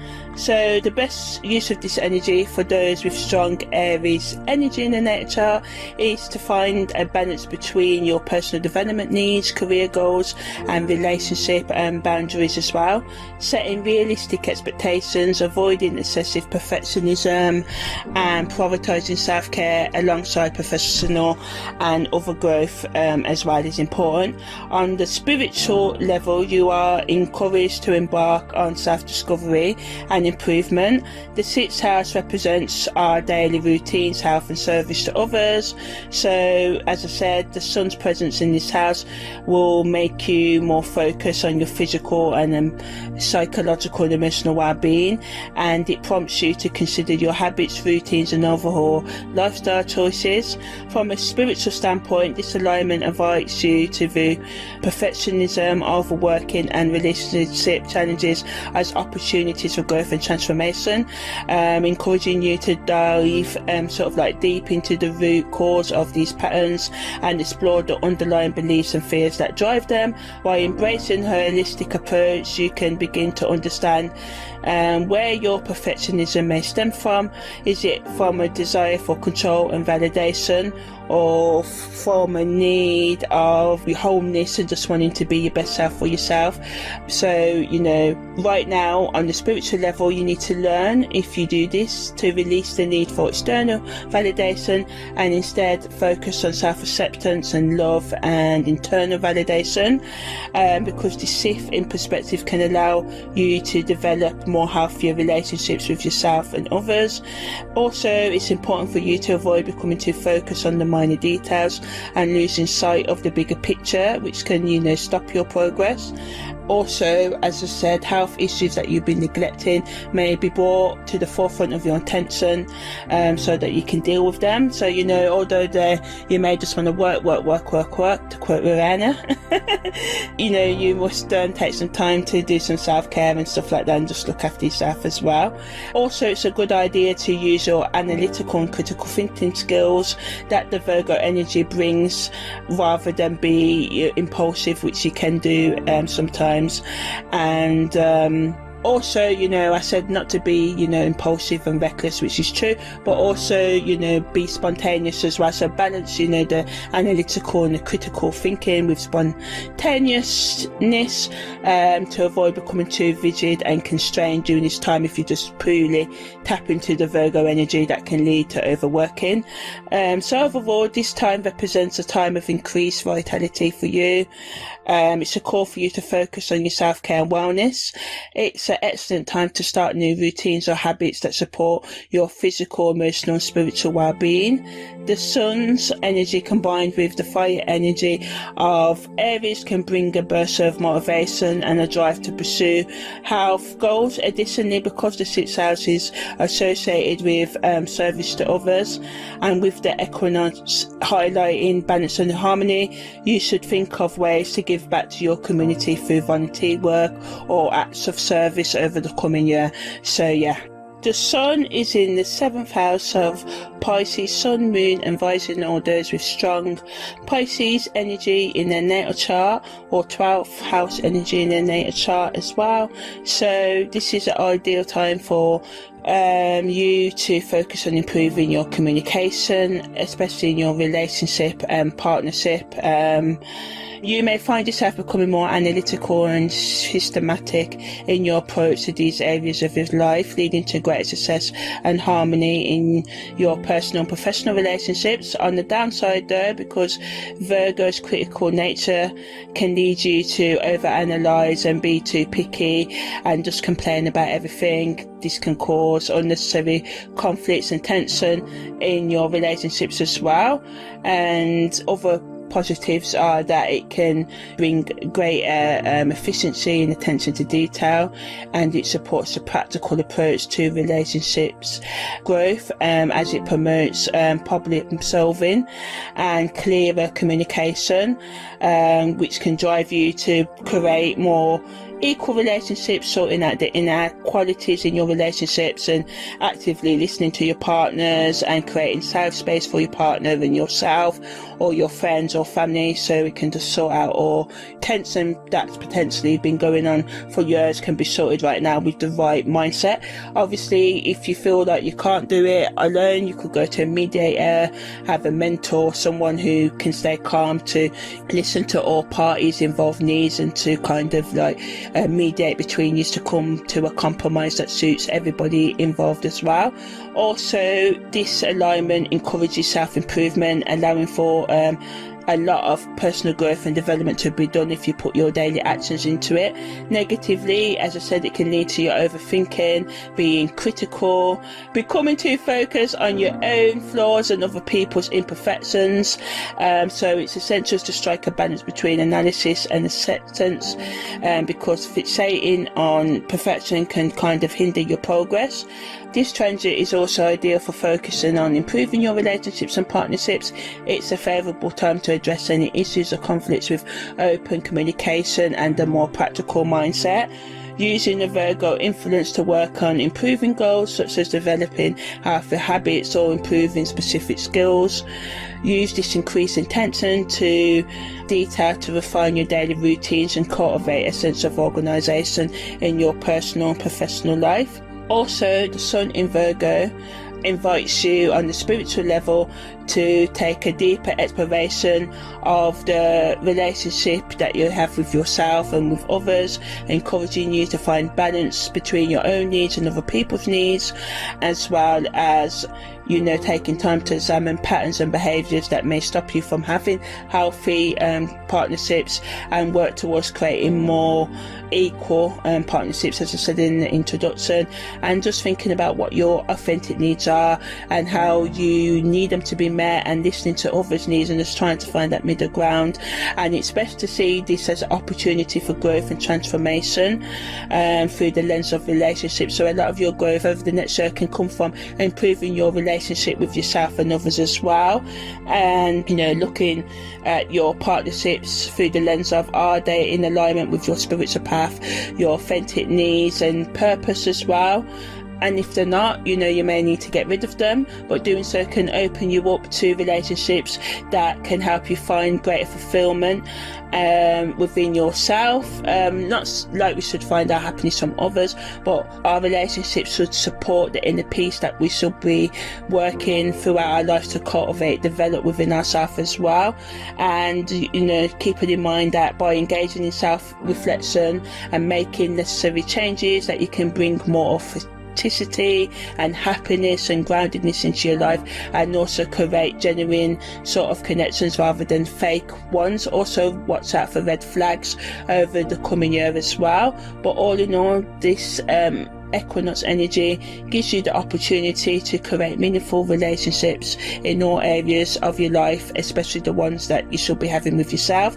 For Aquarius, Sun, Moon and Rising, positives of this transit is that it illuminates the 8th house, which represents transformation, regeneration and deep emotional connections, as the 8th house is associated with shared resources such as inheritances, taxes and joint finances. So this period may be a good time to review and revise, joint financial plans as well as your individual ones as well. Also, this energy can bring a heightened awareness of power dynamics in your relationships, leading to a desire for more honest and authentic connections, especially if there've been power imbalances with you trying to control others or others trying to control and manipulate you. All these sort of issues may come up and you may have to deal with them, and you may have to let go of some relationships or improve your own behaviour and stuff like that as well. And also, if you do crave power in your relationships and dominating others, get into the root causes of these behaviours, and if you do allow others to take advantage of you, get into the root causes of these behaviours as well. So this energy encourages people to delve deeper into their subconscious, uncovering hidden talents and inner strengths. It's a time of self-reflection that can enable you to let go of old patterns and make room for personal transformation. With the sun in Virgo, Aquarius individuals may find themselves analysing their deepest desires and motivations, leading to a great understanding of themselves and their relationships. On the positive side, this transit can bring about a sense of clarity and purpose. To those with strong Aquarius energy in their natal charts, you may feel more motivated to take charge of your life and make positive changes in your relationships or careers. Additionally, Virgo's analytical and detail-orientated nature can help you make practical decisions and focus on your goals. But on the negative, this intense emotional energy of the 8th house, which normally, Scorpio and Pluto lives here, combined with the critical nature of Virgo, can lead to self-doubt and criticism. So it's important for you to be mindful of your thoughts and feelings during this time, and seek support from loved ones or therapists or anyone else who can help you at this time. So yeah, there are some negatives. Because the 8th house is associated with power struggles, intensity and shared resources, you may find yourself, as I said, grappling with emotional intensity and challenging power dynamics in your relationships. So it's essential to navigate these waters consciously and responsibly, confronting your fears, especially, if you have been letting people dominate you, or you've been dominating others for years. You may fear giving up this control, but if you want to have healthy relationships in your life, you're going to have to make sure that things are equal and balanced as well. So the best use of this energy is to use it to dive deep into yourself and explore your inner shadows, your least desirable personality traits, and facing them and understanding them and finding ways to let out that energy in constructive ways, like letting anger out through maybe doing weights or boxing, or doing some form of martial art. Obviously don't purposely hurt others without consent or overstep the rules of whatever sport you join, but this can help you let out some pent up rage, even screaming to yourself, writing, dancing, creating music, gaming, whatever it is that helps you get in touch with your shadow side and understand it more. And by facing and healing your past wounds, you can experience spiritual development and personal growth. So for you, ultimately, it's a time to let go of all patterns and beliefs that no longer serve you, developing a sense of liberation and empowerment. You're invited to connect and tap into your innate wisdom, and open up with your higher ideals and higher self, and so you can get a deeper understanding of your own psyche. So in summary, the sun transiting in the 8th house of those with strong Aquarius energy in their chart, you should take some time out to examine your beliefs and work on improving yourself over the next year. This can involve developing healthy boundaries in relationship, addressing insecurities or fears surrounding your sexual expression, being able to create financial abundance, or just reassessing your financial goals in general, especially joint money, how you spend joint money. Is it said equally? Are you taking too much? Are others taking too much? How can you address the imbalances in finances? By taking time to examine the shared resources within your relationships. This can be, as I said, finances or emotional support. With a discerning eye, a critical eye, that this transit prompts you to look at these things with, you can create more efficiency and clarity in your interactions, ensuring that all parties involved contribute equally to all relationships or business partnerships or any other things you're connected to. and keep in mind that it's crucial for you to maintain open communication and embrace your vulnerability during this time of increased awareness. By embracing the transformative energy of this alignment, you can align yourself with your soul purpose and embark on a journey of self-discovery and self-realization and bring more equality into your day-to-day life. The sun is going to be in the 9th house of Capricorn, Sun, Moon and Rising, or those with a lot of Capricorn energy in their natal chart. This energy allows for you to focus on becoming more practical, paying more attention to detail, which can be beneficial for you because natal Capricorns are known for their hard-working and determined nature, so this can amplify the energy for you. The 9th house is associated with higher education, travel and philosophy, meaning that it's a good time for those with strong Capricorn energy in their natal chart to expand their knowledge and their understanding of the world. You may feel more inclined to take courses or pursue intellectual projects over the next year. On the downside, you may become overly focused on the minor details and lose sight of the bigger picture.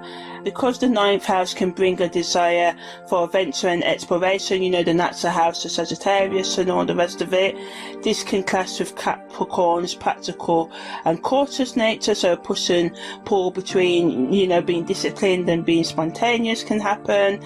But with the sun's present in Virgo, it encourages you to approach relationships with more intellectual curiosity and a desire for growth, and just to take some time out to have some adventure, but in a Capricorn grounded, Virgo grounded way, because they're both air signs influencing this in this house of Sagittarius. So yeah, if you are single, you may seek partners who share your passion for education or have similar beliefs to you. This vibration also emphasizes the importance of communication and intellectual connection and stimulation in relationships, as well as sharing a sense of adventure and expansion in a relationship as well. So some of you with a lot of Capricorn energy in your chart may feel a strong urge to broaden your horizons and explore new experiences, which can be a kind of a shock to you, especially if some people have all their planets in Capricorn, or the majority of them, so you may be like, oh no, what am I doing? I'm not being so structured and disciplined, and it may knock you for six or throw you off, and don't go too crazy, but let your hair down or just have some fun. Some of you may feel restless, as I said, and seek out new adventures or travel to farthest places. This can be both exciting and challenging for your relationships, because your partners or the people in your life, friendships, whatever, may not have the same desire to explore as you at the moment. But you've got to do your things, find a balance, explain to your partner you just need some time out or whatever it is, just communicate your needs instead of being, non-talkative, because Capricorns can sometimes be a bit emotional, cold, and kind of want things their own way and stuff like that as well, so just watch out for that. For some of you, both of, everyone involved in, whether it be a friend or your partner, can be open to these new experiences, which can help you come to a more deeper understanding and grow more in the connection as well, which is good.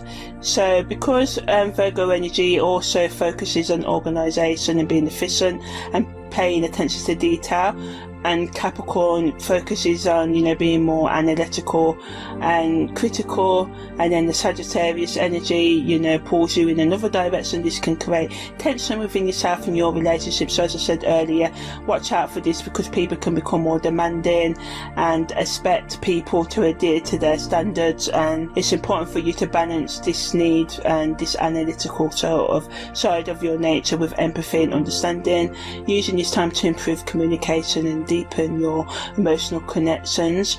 All in all, it's necessary for Capricorns to find a balance between their desire for knowledge and their need to for stability during this transit.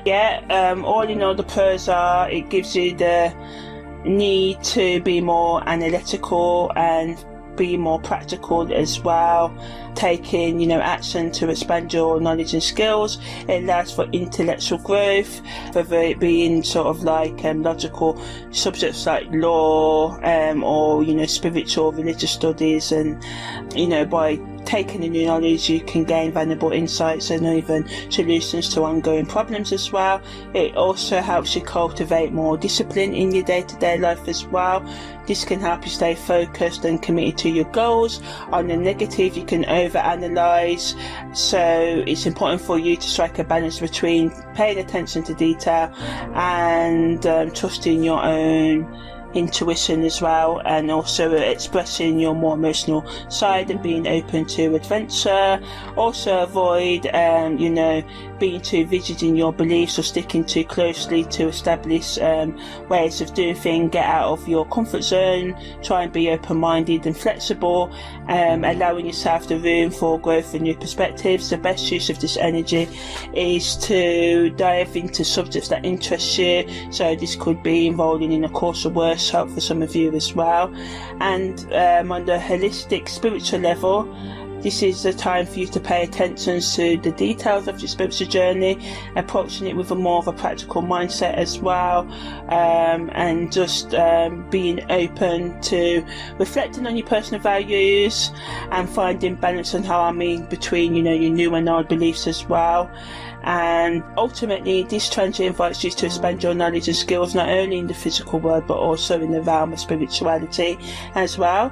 For those who have Sagittarius Sun, Moon and Rising, the Sun will be in your 10th house. So again, this allows for you to reevaluate your approach to work and career and make the necessary changes that you need to make, allowing you to be more disciplined and pay attention to the smaller details as well.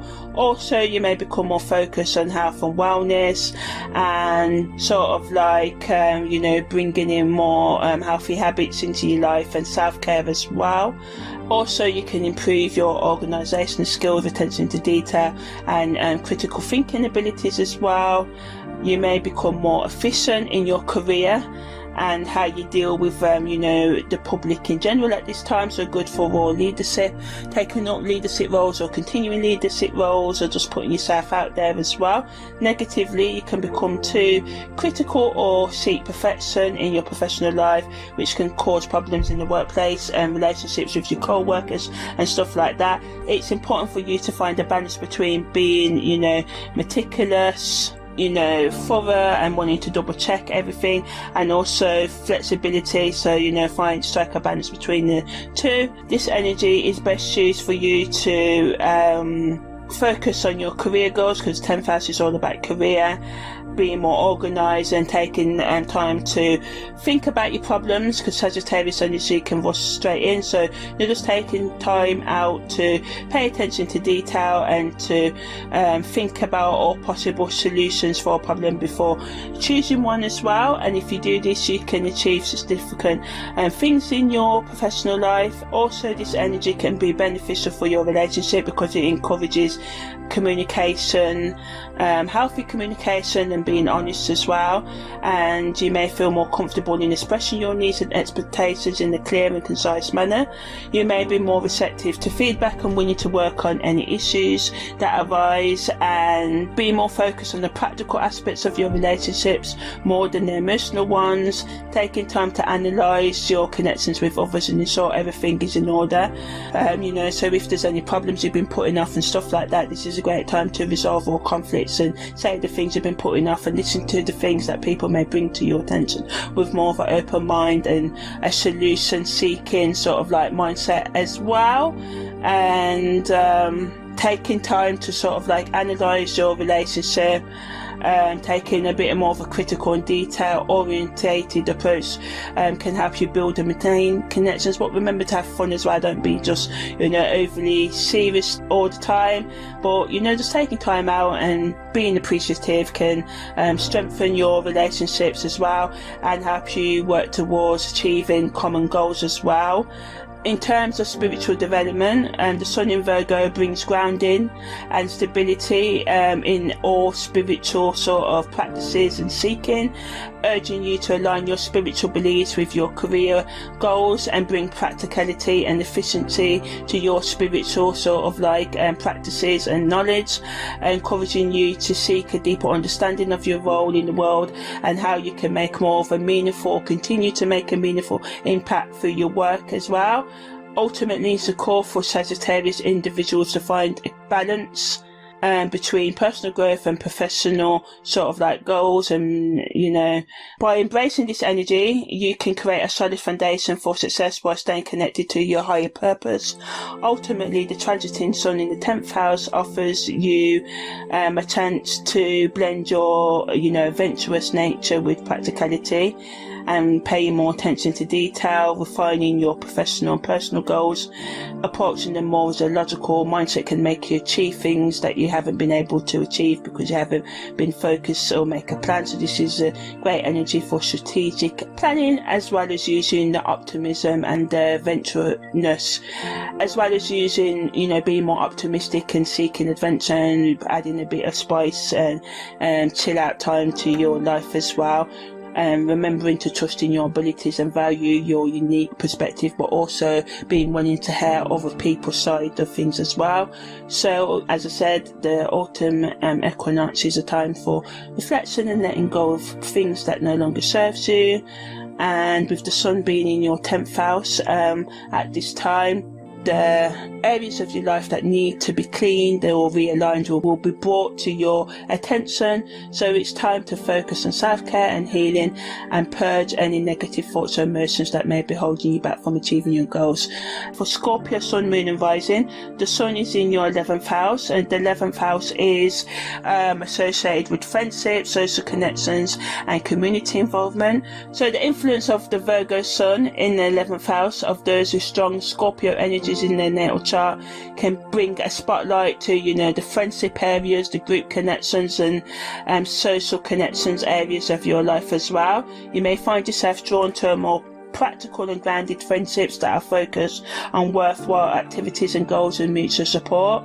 The Virgo sun encourages more of an analytical and detail-orientated approach to social connections, which can help you to understand the needs of your friends and acquaintances, and their desires and needs more better, helping you build healthier relationships and resolve any conflicts, and also allowing you to bring more balance and fair interactions into your connections as well. You may find yourself more willing to work with people who are more like yourself or like-minded, who you have things in common with, rather than those who you don't have things in common with. You may not want to collaborate with those over the next year. On the negative end, there is a tendency towards criticism and seeking for things to be perfect in relationships. So it's vital for Scorpios to be mindful of their words and actions to maintain healthy relationships right now. And by being mindful of your tendency to over-analyse or criticise your friendships right now, you can sort of like stop any unnecessary tension and conflict, and just watch out for trying to dominate others and others trying to dominate you.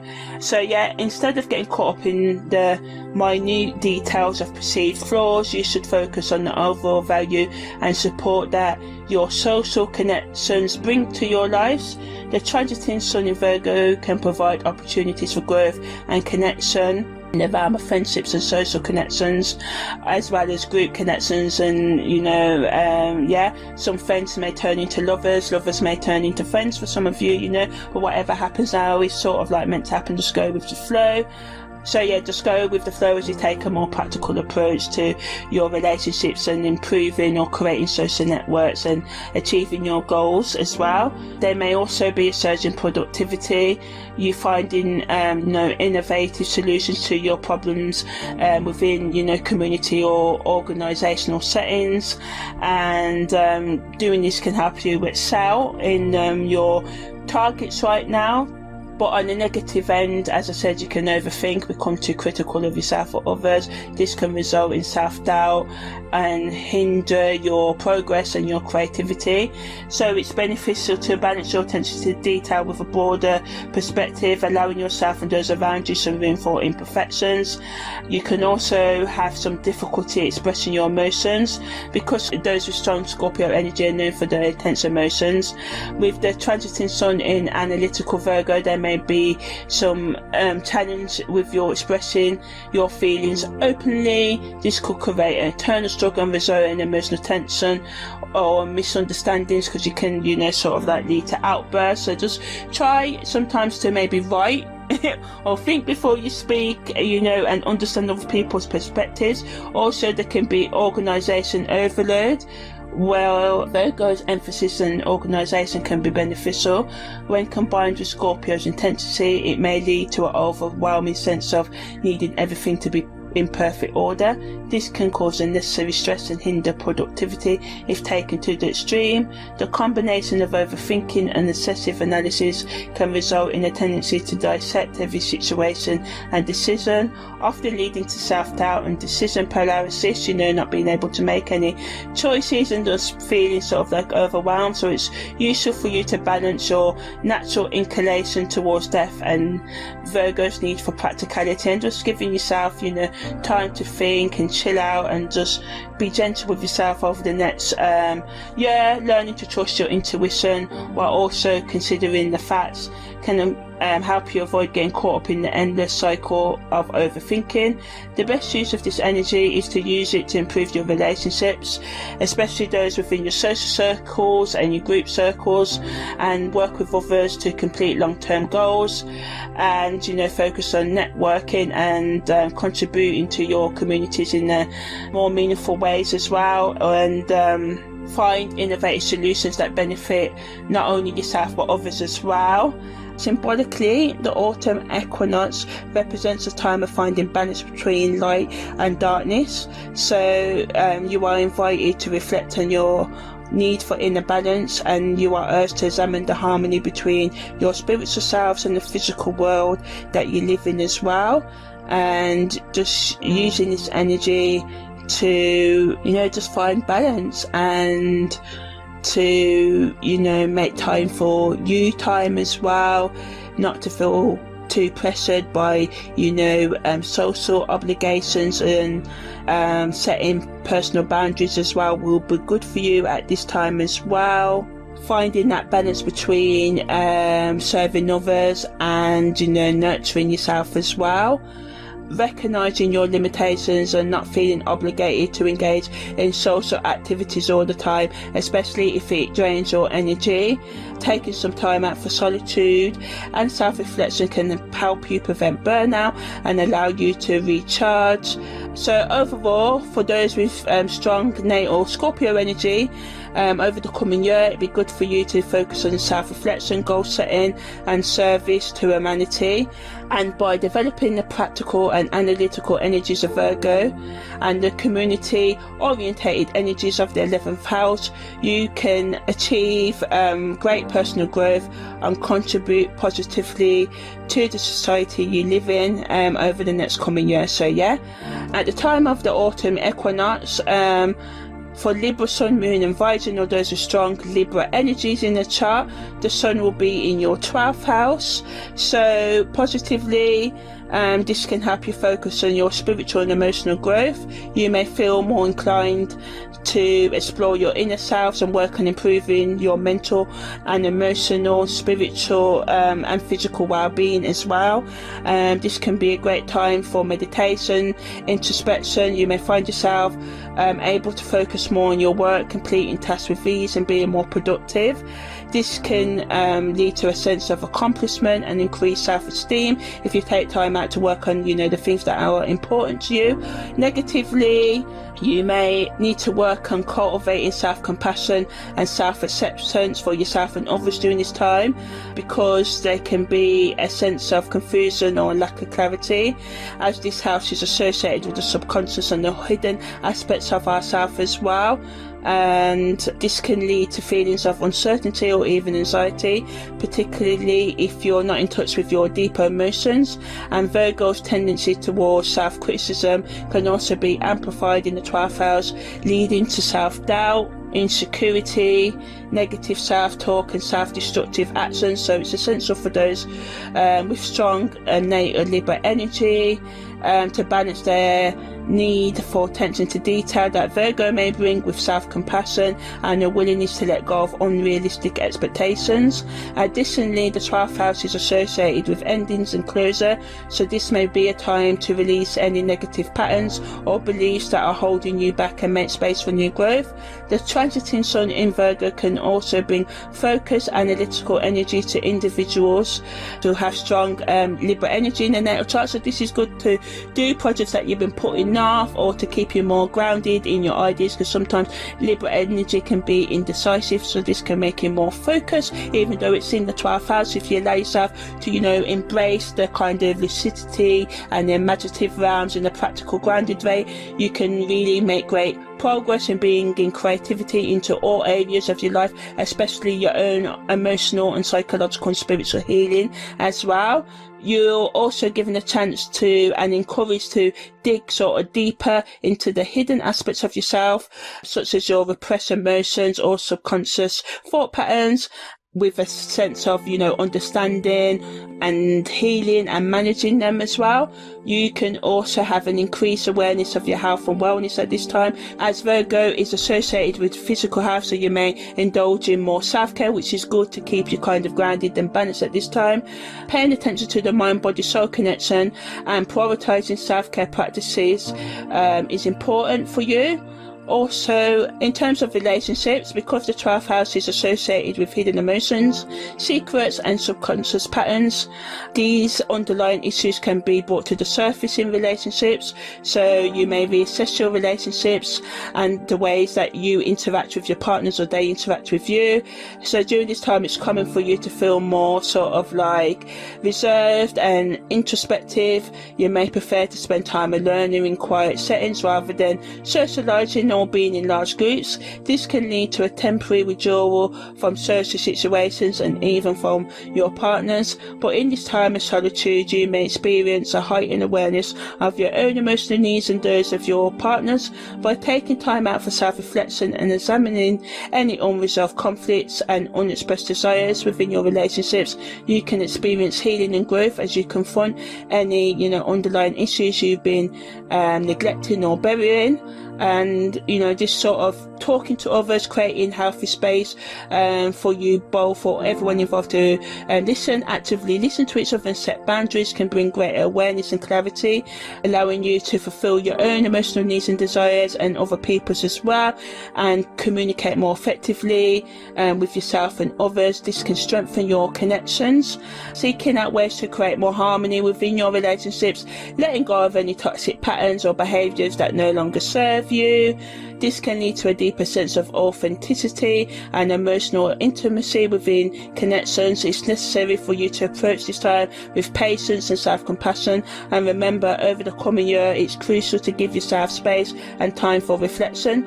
Ultimately, the transiting sun in Virgo in the 12th house of those with strong Libra energy in their natal chart is an opportunity for growth and relationship transformation. It encourages you to confront your fears and vulnerabilities and embrace a greater honesty and authenticity with yourself and others, releasing negative patterns or beliefs that may hold you back, and cultivate a deeper sense of self-awareness as well. And further on the spiritual level, as the 12th house represents the realm of the unconscious, isolation, reflection and spirituality, and Virgo encourages attention to detail and self-improvement, it's perfect for you, as I said earlier, to focus on self-discovery, spiritual growth and healing. This energy allows for you to refine yourself, to purify yourself by, you know, healing your unresolved psychological, emotional and spiritual wounds, and taking a closer look at your spiritual well-being. And, you know, some of you may be able to make a deeper connection to the divine, or who you call the higher power, making it a great time for spiritual practices such as meditation, prayer and dream work. And any other spiritual techniques that you can research for yourself. And because this combination of energy can lead to a deeper understanding of your spiritual path and a greater connection to your higher self and higher power, it can bring clarity to past life experiences or current life traumas that have been buried in the subconscious, allowing you, as I said, to heal them and release them. So, overall, over the next year, it's good for you to focus on healing, spiritual development, repairing your relationship with yourself, your higher self, your higher power, and focus on personal growth and inner transformation. And confront your fears and vulnerabilities, and embrace greater honesty and authenticity in your interactions with others. And ultimately, it's helpful to approach this transit, the autumn equinox, in the next year with mindfulness, self-compassion, and a willingness to work on yourself. Okay, so now I'm going to give you some questions that you can ask yourself during the autumn equinox. So you can ask yourself, what do you pay attention to? Am I working towards my goals? What do I need to give up so that I can focus more and being the best me, you can be? What do you need to redefine in your goals that you currently have? And in what ways are you growing? In what ways are you stagnating, stuck in a rut, not moving, not growing, Also, some more questions you can ask is, am I living my authentic standards, or am I living to other people's expectations? If I am, how can I not? Am I connecting with the right people? What can I do to reach my goals? Looking at it from all levels, the emotional, spiritual, psychological, physical, financial levels, seeing all your goals.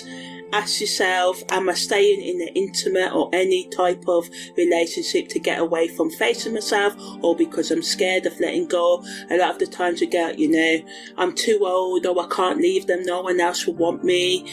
Ask yourself, am I spending too much time on distracting behaviours, excessive Netflixing and chilling, drug use, partying and things like that? Ask yourself, I really like my career? How can I overcome my adversities? Do I take responsibilities for my life? What are my real dreams and ambitions? How can I make the time to work towards my authentic goals? Am I connected to my inner child? What is my inner child? How can I heal my inner child's wounds? How can I heal my adult child's wounds, of heartbreak and setbacks and failures? How do I escape my reality? What behaviours do you do? What addictions do you do? Do you overspend? Do you overeat? Do you overindulge? So do you overindulge in porn watching in excess? Everything is healthy in moderation. Looking at, what steps you can take to be more present, asking yourself what your relationship goals are, what are your personal relationship goals, in what ways can you get to know yourself on all levels, what holds you back from being your authentic selves. Ask yourself, what are your financial goals? What steps can you take to, meet them? Ask yourself how I can save more money, time and energy and all other resources. Ask yourself, what do I need to let go of or do more of to feel more secure? Ask yourself, what are my expectations for life and how can I reach them? Ask yourself, how can I become more secure within myself? Ask yourself, how can you have more respect, love, understanding, awareness and forgiveness and compassion for myself and others? Okay, so now I'm just going to finish up by talking about the rituals that you can do at the time of the autumn equinox. So, as I said, it's a time to reflect on your personal growth, as the autumn equinox signifies balance and transition in your life. So you can look at, the things you have experienced over the past year. Have you met your goals from the last autumn equinox? If not, why not? What things do you need to change? What things do you need to find balance in? consider the challenges you have faced or are facing and how they have shaped or are shaping your reality, and think about how each obstacle has pushed you to develop resilience and new skills or stopped you from doing so. Reflect on your achievements, both big and small, and recognise the strength it took to pursue your goals and mid-life transitions.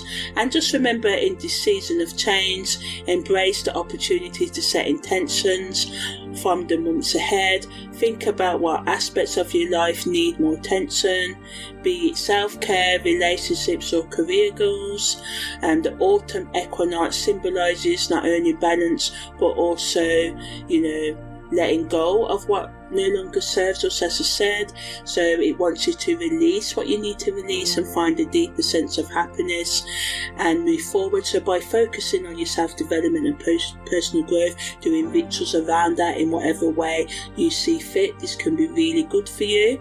Another ritual that you could do, I mentioned a lot about creating gratitude and being grateful for what you have. So you can create a gratitude altar that display items representing your blessings and achievements from the year. These could be physical things or pictures of things, or your own personal drawings. Get creative with it, get you with it.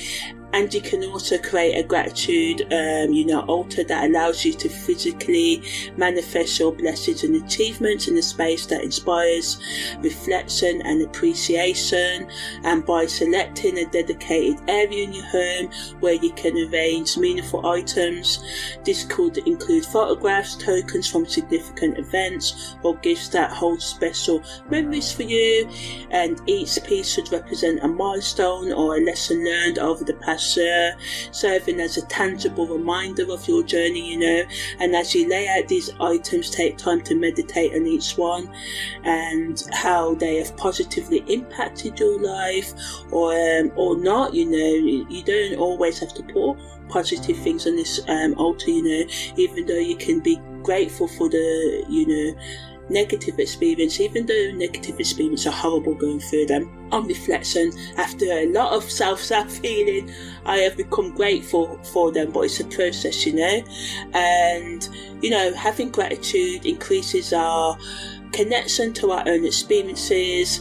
And once your altar is complete, if you're going to keep it up, or you just could take a picture of it if you're going to dismantle it or record it, and you can re-watch the video or look at the picture or visit the altar regularly if you're something you're going to keep up in your home during your moments of doubt and stress, just to remind you.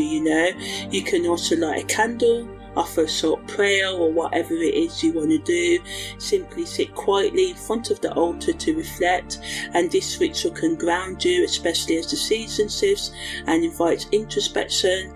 And by engaging with your gratitude altar, you can create a supportive space that nourishes your well-being and empowers you to move forward with clarity and intention, fully embracing the changes that autumn brings. So also you could do a bonfire in a community or in your own garden, if you do it with others, you can share stories and intentions. If you do it on your own, you could write down, voice record video, record your intentions and stories with yourself, and you could also, just kind of just create a nice warm, inviting atmosphere. The flickering flames encourage openness and vulnerability, and it just allows you to express your hopes and goals and aspirations in a supportive environment, even if you're just doing it on your own.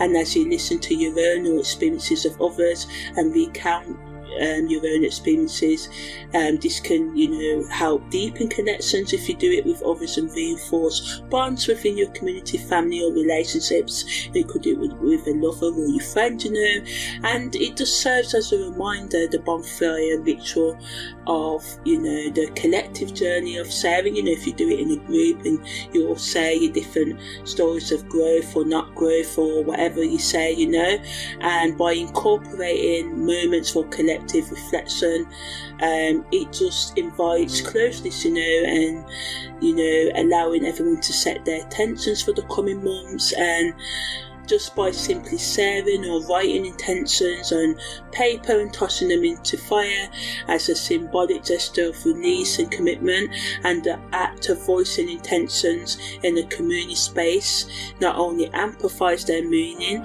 but also creates a sense of accountability and support among participants. And as you stand united in your goals for growth and renewal, as the days grow shorter and the nights grow longer, this can form a deeper sense of togetherness with others or with all the different sides of your own personality.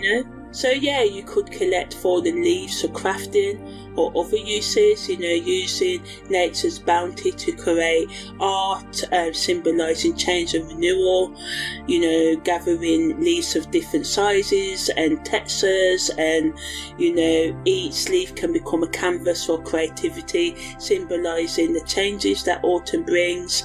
And crafting stimulates our artistic expression but also deepens our appreciation for nature and seasonal changes, and by transforming these natural elements into your art, into your life, into your journal, into your home, you can create pieces that embody themes of renewal, transformation, mirroring your own personal growth as you navigate life's changes.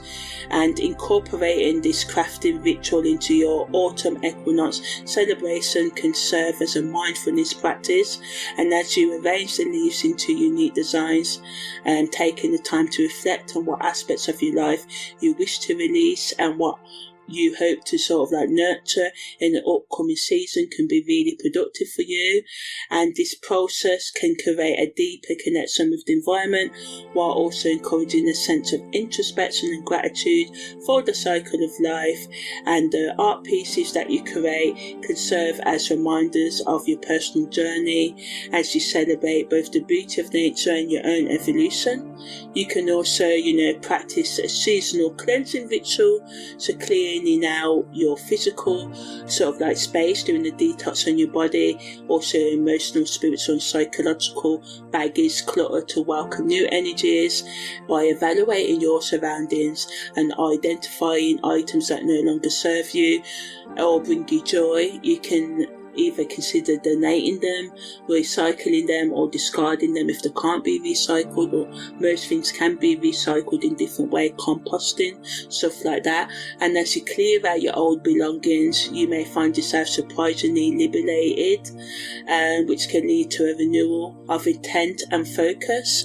And this physical act of decluttering often mirrors our internal process, and reflecting on emotional baggage or limiting beliefs can help you feel ready to release your baggage on the psychological, spiritual and emotional level, as I said. And you can use journaling, meditation, screaming, gaming, dancing, jumping, whatever, to help you through this process, singing, and incorporating elements of nature can also increase your cleansing ritual and your intentions, lighting a candle, burning sage or other incense and scents, and setting your intentions for the upcoming season can invite positivity and growth. And you may also maybe create a vision board that represents your goals and whatever, and just in your decluttering you may have decided to keep some items, so maybe you could surround the vision board with the items you decided to keep, or whatever you want to do. Just think of make it unique to you. And this blend of physical decluttering and emotional release makes way for new opportunities and experiences, and allows you to align your energy with the transformative essence of autumn. And with this kind of fresh perspective, you can fully embrace the changes that lie ahead and welcome the new season with open arms. You may decide to hold a harvest festival with others and celebrate abundance with friends, lovers, partners partner's family, and share seasonal foods and heartfelt gratitude as well. And you could make dishes featuring pumpkins, apples and root vegetables and other vegetables or foods to your culture, to your tastes, and things that not only reflect the harvest but also create a warm and inviting atmosphere, encouraging each guest to bring a dish that resonates with them, creating a sense of community and shared appreciation for the abundance around them. And during the feast, take a moment to express gratitude both for the food on the table and the connections you share, and this act of appreciation can deepen your bonds and create a collective sense of joy. And you could incorporate a gratitude circle with everyone where each person shares what they're thankful for, reinforcing the spirit of abundance and interconnectedness. And this celebration not only nourishes the body but also nurtures the soul, making it a meaningful ritual to mark the transition into autumn and the reflective time ahead. Also, we can meditate under the moon and connect with nature's cycles, because it's normally still sort of like a fullest moon at the time of the autumn equinox. We can reflect on our inner balance and intentions, and connecting through meditation in a way that aligns your energy with the natural rhythms of life. And this serene practice encourages you to pause and reflect on your inner balance, inviting clarity and insight into your intentions. And breathe deeply as you meditate, walk barefoot, connect with the energy around you, look out your window, however you want to embrace working with the moon, and you can visualize the moonlight enveloping you, surrounding you, illuminating any areas of your life where you seek harmony or balance. This can be a time of reflection and supports a catalyst for personal growth. And you can use this sacred moment to write down your intentions on paper and allow the act of writing or speaking, voice noting your intentions to manifest your desires into reality. But remember, we can speak it, but we must take the daily action and do the hard work to get to wherever we want to get to. And once we have spoken these intentions, find a natural element such as soil, water or stone, and create a small ritual by burying, immersing or placing your intentions near this element. So burying it in the soil, immersing it in water, or burying it, covering it with a stone. And this act symbolises your commitment to nurturing your goals, much like the earth nurtures its harvests. And by embracing this connection to both the moon and nature, this can deepen your understanding of your place within the larger cycle of life and ultimately create a sense of peace and grounding. Also, you can engage in a mindful walk, and observe nature's changes as you walk, and just appreciate the present moment, and just immerse yourself in the sympathy of nature's transition, noticing the subtle shifts in colours on the leaves, and see the bright greens turn to warm hues of amber, crimson and gold, signalling the arrival of autumn. And just tune into the crispness of the air and the gentle rustle of the leaves underfoot, letting these sensations anchor you in the present moment. And each step can become a reminder to appreciate the fleeting beauty around you. And as flowers fade and trees prepare for their winter slumber, this simple yet profound practice allows you to slow down, create a deeper connection with the environment and its rhythms. And during your walk, take note of the small details often overlooked, like the way the sunlight filters through the branches, or how the scent of the earth and decay mingles in the air. And by observing these changes, you can develop a greater appreciation for the cycles of life, and acknowledge both the growth and the sort of letting go that the autumn represents, and the changes. And this mindful engagement of walking not only increases your awareness of the surroundings, but also encourages gratitude for the present, allowing you to reflect on your own personal transitions and embrace the changes within your life. Also, you can write a letter to yourself where you can set intentions for the coming season and focus on your personal growth and goals. So in this letter, you can state your intentions and, just consider achievable goals that resonate with your values. Maybe you want to increase your creativity through new hobbies, or deepen your relationship by dedicating time to loved ones, or deepen your relationship with yourself by prioritizing self-care and self-love, forgiveness, understanding, management and awareness and acceptance, and doing other things that nourish your mind, body and soul. And by outlining these intentions, you create a moldment for the coming months, allowing you to focus your energy on what you truly want and what matters to you. And as you pen your thoughts and vision the qualities and habits you wish to cultivate, visualize how these changes will manifest in your daily life, and then how they will contribute to your overall well-being. And this act of self-communication not only clarifies your goals, but also serves as a personal commitment to honor your growth throughout the season. And you can seal this letter and revisit it at the time of the winter solstice, reflecting on your journey and celebrating the progress you have made along the way. Finally, you can join a local equinox ceremony if you have these in your areas or online maybe, and honour the balance of light and darkness, and connect with your community and the natural rhythms of the earth, and honouring and celebrating the transition between the vibrant energy of summer and the introspective qualities of autumn.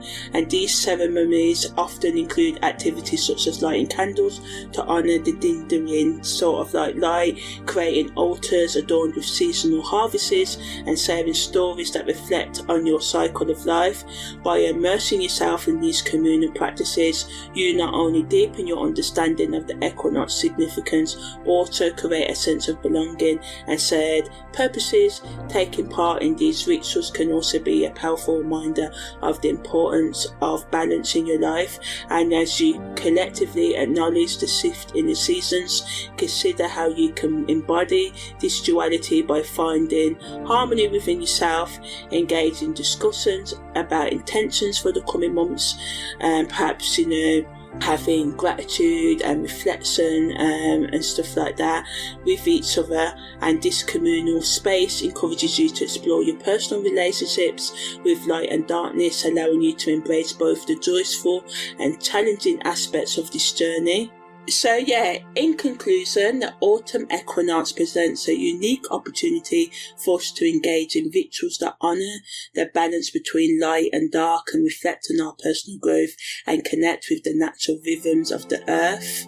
Whether you choose to participate in practical activities like gathering autumn harvests, or dig into more spiritual practices such as meditation or gratitude ceremonies, each ritual offers a chance to deepen your understanding of this transformative season. And by incorporating these rituals into your life, you can not only celebrate the autumn equinox, but also create a sense of community and connection with the world around you. And as you embrace these traditions, remember that each practice is a reflection of your personal journey, allowing you to harvest not only the bounty of this season, but also the wisdom that comes from reflection and intention. So that's the end of this special on the autumn equinox, this in-depth guide looking at all the different meanings. I'm Amani, your holistic karmic astrologer. Take care and see you next time.